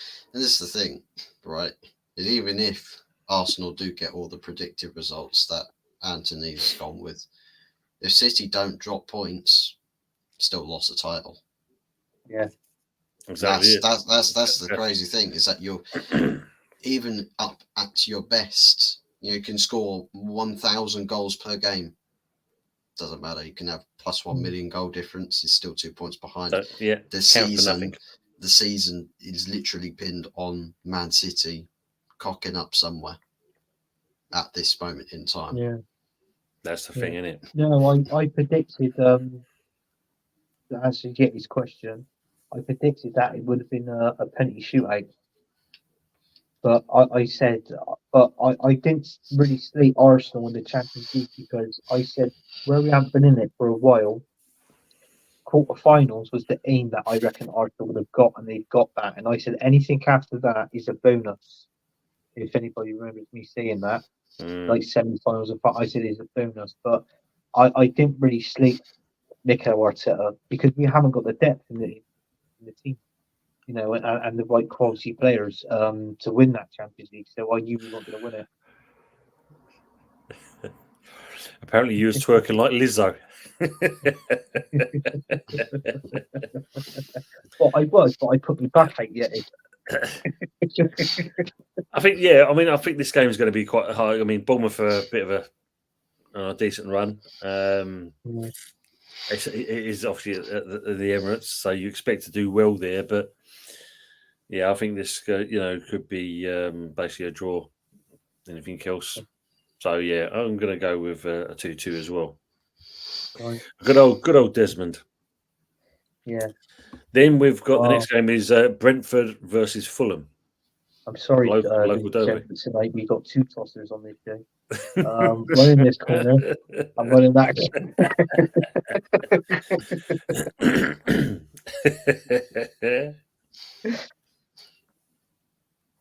I think Fulham's going to win this one. He's got Brentford versus Fulham.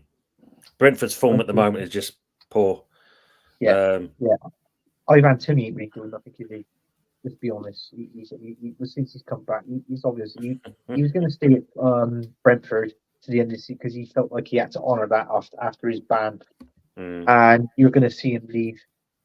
Forget all this 100 million or 80 million for Ivan Toney. I tell you what, the way he's playing at the minute, I won't pay any more than 50 million for it. Seriously, I wouldn't. Yeah, probably a bit. I don't think it'd be extortionate like they thought it was going to be. No, I don't think so. He hasn't done no favours for himself there. So what I'm going to say, I think I'm going to agree with you, Tone. I'm going to go 2-0 Fulham. Yep, Steve's saying 4-1 to Fulham. Dermot's saying 1-1. Fuzzy? I got 2-1 to Fulham. So we know that one. Oh, then you've got Burnley versus Newcastle. You know what, Sam? I've got a feeling. Yeah, it's true. He probably still he may still have a big price tag on old Tony. Nah, I don't think he will. I don't think if he does, it will be the way how he's playing now. Since he's come back from his ban till now, he's changed player. It's obvious. If he was that player again, he would have scored. He would have been. I don't know.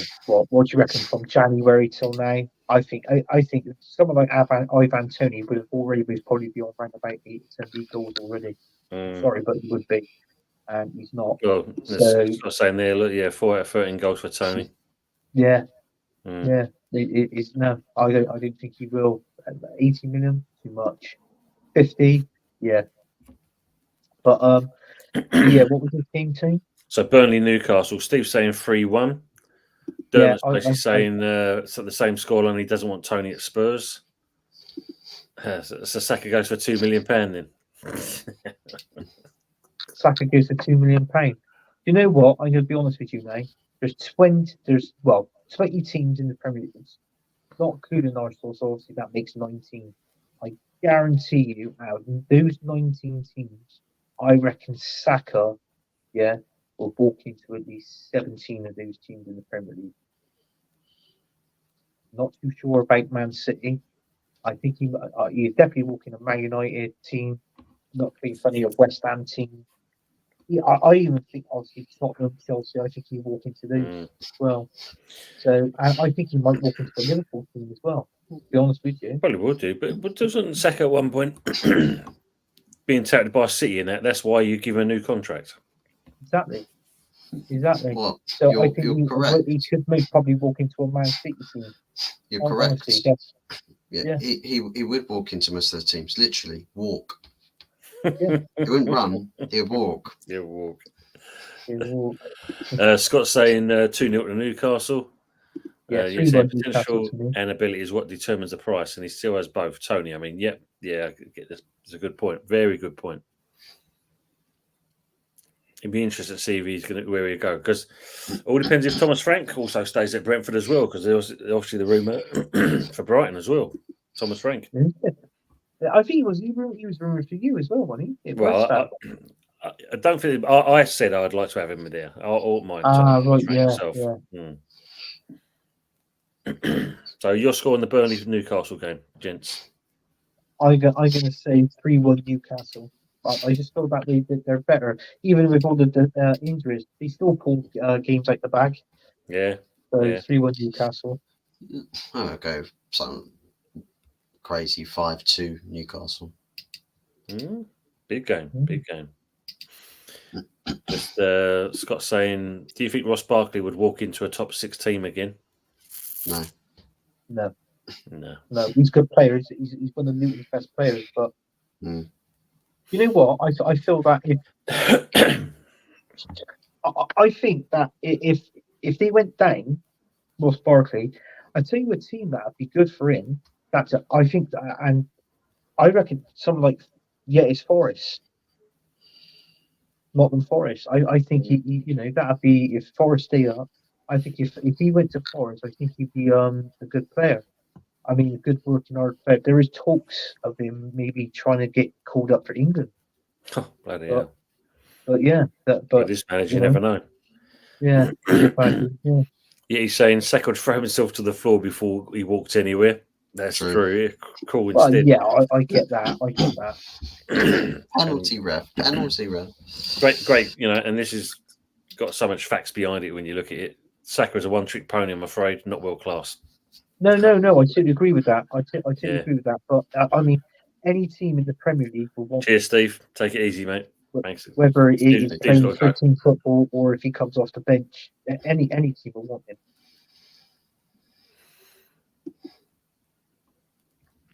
I'm just looking. Your brother's catching up with the scoreline here, so he's going in with Arsenal 5, Bournemouth 1.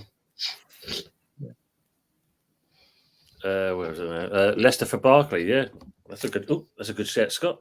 Leicester for Barkley. That's not bad set, huh? And he would agree. He would take Ross Barkley. Yeah. So the next game is, bear with me. Why does it always reset itself? Sheffield United Forest. No, I'm sorry, but all those Sheffield United players, yeah, they'll walk straight into that Forest team. I'm sorry, but oh, let's have a reply back. Yeah, nah. You know what? I think Forest they're better going forward. They got a better defensive keeper as well. So I'm not going to say 4 or 5-0 Forest. I feel if Forest gets a win, get in there. I'm going to go 2-0 Forest. Go in there, get your 2 goals, win, get out, and concentrate on your next game. So I said this to Yeti. I when he was on his watch along, they've got Forest. I think if they got, I can't remember if they got Luton. I think they got Luton coming up as well, if I'm not mistaken. No, I'm not too sure this or whatever, but it is like I said. I said that I still think it's I think it's Burnley actually. They've got Sheffield United and Burnley. That it is 2 teams down the bottom. I think it's Burnley, and I said Forest will win those 2. That'd be enough for Forest for them to stay up. So yeah, so I'm going to go comfortable win for Forest. I'm going to say 2-0. 2-0 Forest. Fuzzy. Yeah, probably somewhere about the same. I think 2-0 Forest. Yeah. Scott's saying the same thing. Forest 2-0. The New Zealand Ronaldo, Chris Wood's masterclass. I think, considering if Forest took their chances against City in that game on the weekend, they should have beaten City altogether. So for me, I think they learned from what happened last week. So I'm going to go 3-0 Forest. That's fair enough. I fancy Forest anyway in that one. Yeah, Sheffield, Chelsea, and Burnley. I knew it was Sheffield United and Burnley. Yeah. I think if they beat Sheffield United and Burnley, that's 6 points. I can't see Luton doing that. Good evening, almighty party of unprecedented depth. How are we doing? Good evening to yourself. Woods is a City fan. Yeah, that's interesting. Is it? Maybe that's why you fucking missed so many open goals. You know what? I'm Literally going to be honest after with you. sitter. We had him down. Chris Woods. We had him at Bristol City down at Ashton Gate. And I'm going to be honest with you now. He was shit. He was absolute shit. He was dross. And I'll tell you what. Since he went to Newcastle and then obviously there. But I mean, West Ham's looking for a striker. Apparently, they're saying West Ham fans are saying he's the next Ronaldo. They're already calling him CW7. I don't know why. Yeah, talk to that in your comments, please. You know, you can just imagine him and Antonio fucking tying shoelaces together to be one player. And then the last game on Saturday is the 5:30 kickoff. Is City versus Wolves. 1-1. 2-0 City again. I don't think I know Haaland scored against Forest, but you look at that. I really felt sorry for Forest because they could have got something out of that game, whether it was a point win. Fuzzy touched on it about Chris Woods not taking that key was for Forest taking their chance. There was 2 things they didn't do in that game. One was put their chances away, or some of their chances away, and the other thing as well, I felt that they went. If they would have stopped that Kevin De Bruyne in midfield, that their goals wouldn't have, Man City's goals wouldn't have happened. They should have been tight on him, even if it was 2 players on him. Get on him, and then that. I know it would have been most probably 0-0, but I would have rather come away with a point against Man City. You know what I mean? Yeah. Now, I don't know if Yeti agrees with that, but that was the 2 things I noticed in that game: with the chances and stopping Kevin De Bruyne. Well, Scott's saying 1-1 for that game, please.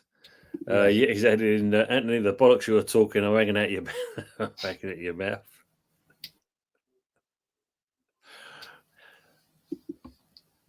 So we must halfway. Yeah, cheers.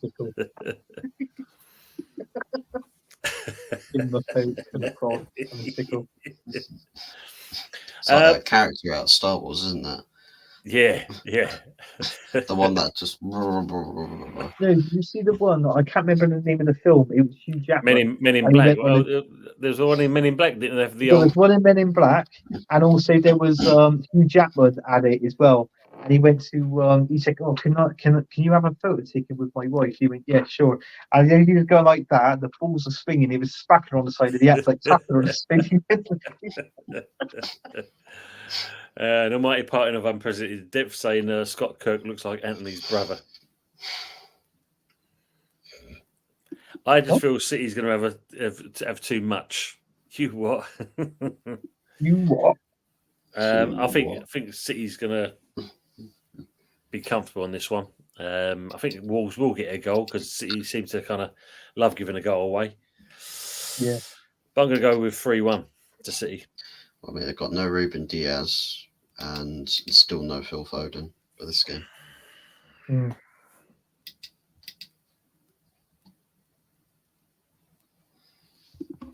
Yep, spot on. Can't leave the ball in like that. It's done. Also mid-block and not low block. Missed chances were shocking and could have got us something. Yeah, it should have been, mate. You know, but it was good to see. It's a shame that they couldn't put it because you imagine that if Forest beat City, which that would have definitely put the cat amongst the pigeons, as they say. Yeah.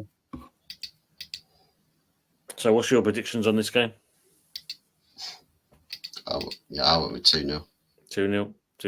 Yep. So let's go to Sunday then. Sunday, the first game, one of the first games is Brighton versus Villa. 3-2 to Villa. I'm gonna go 3-0 Aston Villa. He's already got 20 goals for me, Ollie Watkins. This is the guy that I want at Arsenal next season, Ollie Watkins. I want Premier League proven. He scores goals. Brilliant. I'll take him. 10 million? Yeah. I'll take Gibbs White for 10 million. Could be a bargain. Oh, I can't. Wow. I can't see it for that price. Jesus. I can't see him for that price. 10 million. I think it'd be more. I think Gibbs White, you'd be talking. What would you talk? I'd add £1 onto that. Yeah, £1. Oh, and add Anthony's fiver as well. Add Anthony's fiver. Go on, fiver. You love winding up the Yeti, you. Yeah, you're saying a Villa win there. Your brother's saying Villa to win 3-1. Yeah, I said. Villa to win 2-0 from Scott. Cost us 35 million. Why the hell would we sell that for common sense, please? Yeah, absolutely. For content. For content. Elite team, yeah. Yeah, definitely is. Yeah, I think Villa's just going to be too strong for this game, didn't you? Because and I must admit, I'll go for the same scoreline as you, Anthony, 3-0. I just think they've got too much to offer. Oof. The next one, Chelsea versus Spurs. Spurs? Oh, yeah, sorry. I was looking. That's a criminal mistake, that is. Claret and Blues become Cockney White. He said at the beginning of the stream. Yeah, it's what he is. Absolutely. In a minute, he's going to play a joke. He's going to freeze like that, mate. I'm out of shit. Yeah, done. Sorry, Chelsea versus West Ham. Oh, fucking hell, Ting. You got new camps. Just for that mistake, I'm going 3-0 Chelsea. Scott saying 2-2. Yeah, to be fair, it could. It could happen. I'm going to go for this. I'm going to go 2. I'm going to see 2-2. I think I did see that, didn't I? 2-2 at the beginning. Yeah. Yeah, I did. Yeah. Yeah, it's. I mean, Richard's saying 1-1. Yay, love you. West Ham hammered. It depends if Cole's playing, obviously. You know the drill. Yeah. Come on. I'd love to say that West Ham is going to come away with this with a 2-1 result kind of thing. But yeah, walking in their droves, leaving the down Fulham High Road. Yeah, I'll probably say a draw as well. But I'm going to go actually more for 1-1. I think it's a bit more of a tighter game than you think it'll be. And then the last game on Sunday, the 4:30 kickoff, is Liverpool versus Spurs. Oh, This will bloody be hell, an interesting one. I think their title. I don't care. Their title is gone. Liverpool. They're not going to do it now. So I saw that. I think it's going to be a close game. I'm going to go. What do you know? What I'm going to do. I'm going to go for a Liverpool win, a narrow win. I'm going to say 2-1 Liverpool. I'm going to go with a draw myself. Actually, I'll go 2-2 because I think they're absolutely. I think Liverpool's standards have just dropped completely. How they go about their attitude on the pitch, you see players now that achievements gone now. The attitudes from players stink. It's like Salah. He's disrespecting Klopp. I don't see this Liverpool team quite showing that same togetherness for the remainder of the season now. I think they'll want to just get their feet up on the beach somewhere. Yeah, Richard's saying. I'll go with 2-2. 2-2, okay. Richard's saying Spurs 1-0. He's saying Liverpool are done. Yeah, they are done. Tony Poppins. Tony Poppins. You know what? He read my mind. When he said you could fly with that umbrella, he said something. I was going to think that's what they're going to call him, Tony Poppins. Tony Poppins. Like me and Yeti, we get each other, like we correspond with one another, like with our laughs and jokes sort of thing. So, well, what you could be then, and you could be old Dickie Van Dyke and do your Cockney accent.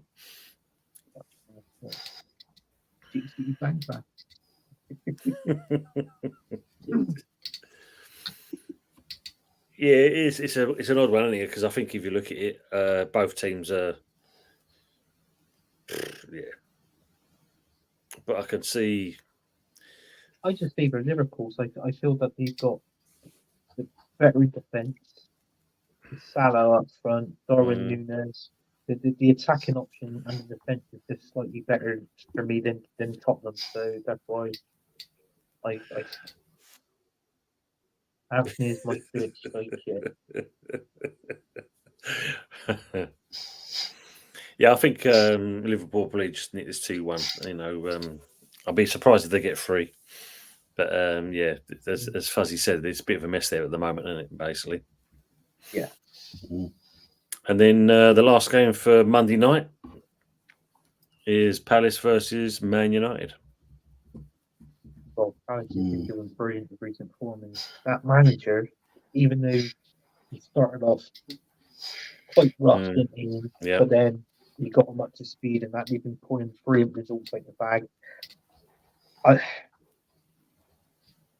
I don't know. Is it a hard one? Do I go 1-1 or do I say 2-1 Palace? Sorry, Fuzz. Actually, no. I'll back Fuzzy on this one. Yeah, no. I'll go 1-1. Palace 1, Man United 1. BVB David saying Palace that 2, Man United. I was going to say it, but actually, first, what did you say? Actually, no, fuck it. You said Bournemouth to win, didn't you? Yeah, 3-2. Yeah, shamelessly. Yeah, fuck it. 3-0 Palace. All right, that's. Scott saying 1-0 Palace. Yeah, saying Palace. I would say Ten Hag to lose nose here this time. A ball's nose. How is that possible? Yeah, I think 1-1's probably a foreseeable score. It'll probably be Palace, most possession, most shots, most everything. And yeah, we escape with a draw or something. We'll probably score first against the run of play, try and hold on, concede that classic sort of 80th minute goal. probably BS our way with the ball hitting off the post or bar, maybe concede a penalty that Onana somehow saves, and then we just walk out. Yeah. It's just, It's written in the stars. It's the pink boots, Marcus. Sometimes you never really get a good game on a Monday night. No, of course. And then when you look at it, I mean, obviously, you're going to Selhurst Park, not an easy place to go to on during the week of a night time. I'm gonna go with Scott Sky. Actually, I'm gonna go with a 1-0. I think it's gonna be quite a close one. Palace. Yeah, to Palace. Super McTominay hat trick. Fuzzy's favourite player. Injury table. He's injured. Unfortunately, McTominay's injured. They'll still find a way to wheel it. Fuzzy's my baller. Oh bloody hell! Yeah. So in that case, then McTominay's not playing. So 3-0 Palace. If McTominay was playing, I would have said 3-1 Man United. McTominay 2 goals and Hoyland for 1.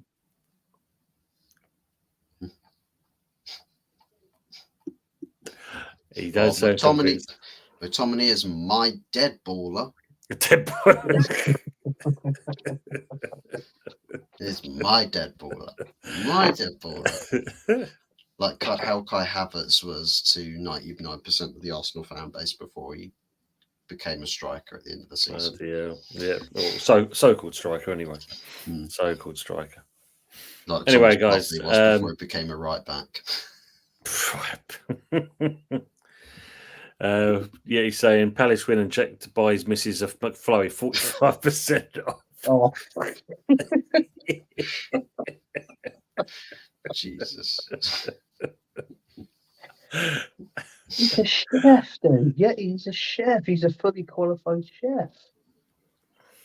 But he does like McDonald's as well. So he has got a point. That's true. Sorry, guys, we've just gone over 2 hours and coming up to 17 minutes. So, Fuzzy, if you'd like to shout your channel out and any upcoming stuff you've got coming. You can find me. What's that? What's that guy's name again? That Quentin Tarantino. Find me at Paratino 44 on the YouTubes. Yeah, there he is. There's that beautiful mug. God, most crushed face. Both to dust. Ashes to ashes, fuzz to dust. To dust. You find me Dirk Fuzzler, isn't it? Dirk Fuzzler going on there. Dirk Fuzzler. So Yeti is Adolf Fuzzler, but that's for another day. But Diggler.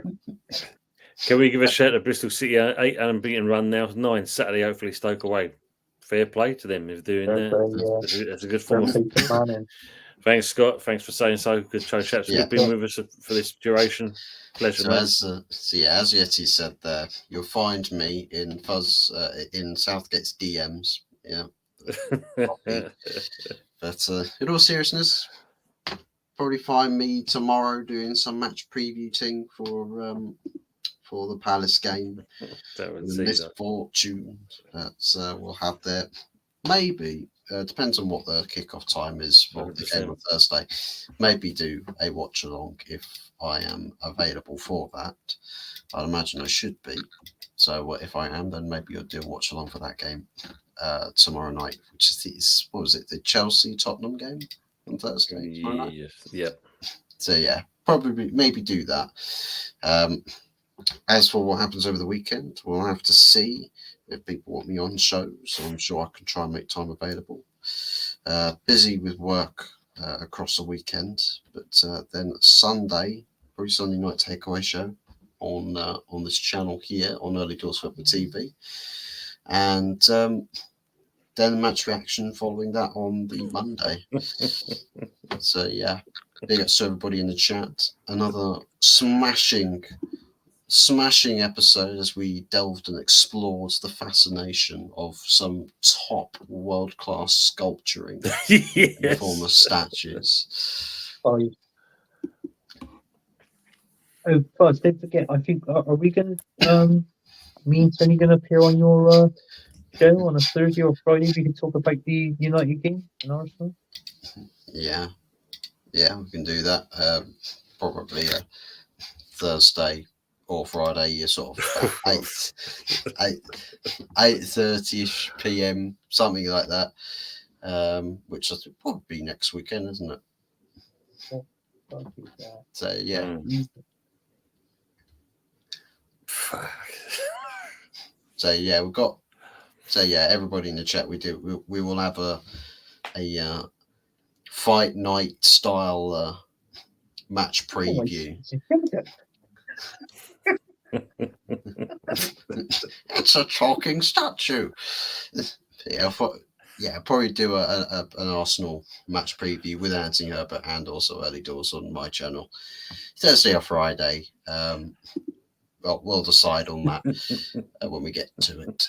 But yeah, keep your eyes peeled. You guys. Hey, Stephanie. Thanks for still being with us as well. 28 likes. That's good. Big up, Steph. And a sort of dopper moment.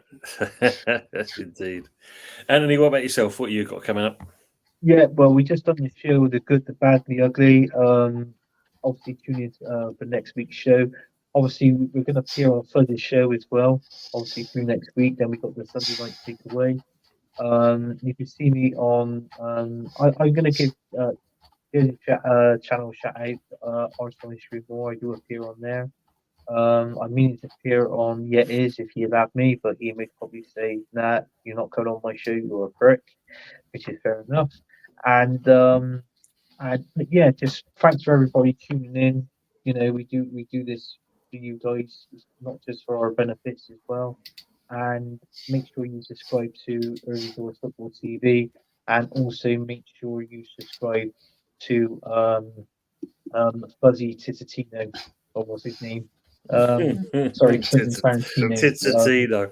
Guys, just subscribe to my YouTube channel. From Harry with the Firecrest Statue TV. You can see Anthony and Wormwood Scrubs ask for visiting times.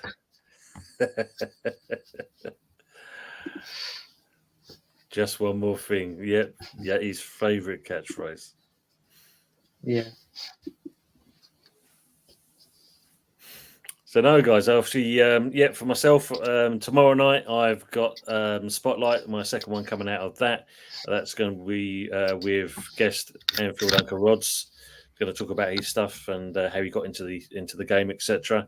And obviously on Sunday, it's back with these guys, hopefully Yeti and a few others for the Sunday night takeaway show. And then obviously the next Wednesday, as Anthony said, we'll be doing episode 17 of this, show. It's 17 guys. It's been a long one. It's been doing really well. Other than that chat, as always, appreciate you being in there. And for those who haven't already seen these people, just make sure that you subscribe to Long-Haired Yeti's Cave, HotFuzz44. We've had Arsenal History and more, THFC Till I Die. You've got on there the Sasky Gooner, all these content creators. Make sure we go and see these people, share, love, like, and subscribe. Great people, great content, and we like supporting each other at the end of the day. That's what it's all about. And that's basically it. We are virtually out, guys. We are virtually out. We are virtually out, because we're going to be virtually like them statues, virtually out. We've all got to get our own. I'm follically challenged, and we are virtually out. That's as simple as that, basically. Thanks, mate. Appreciate that. If you had to pick out of which of the three statues you were, right, which one would each of us be? I think Anthony's got the longest head, so he gets to be Kane. I've got probably the weirdest looking face, so I'll be the Cristiano Ronaldo statue. Yeah. I think. And Tony, I think Tony's the picture you put up. One from the got a Goonies. pair of Sloth. glasses on there and a Sloth. goatee. Hey, you guys. Maybe it's the Darth Bale statue. Virtual reality, and as he said, follically challenged, bald as hell. Yes. And then that, guys, thanks for watching that, and we'll catch you next time. Take care for now. Bye-bye.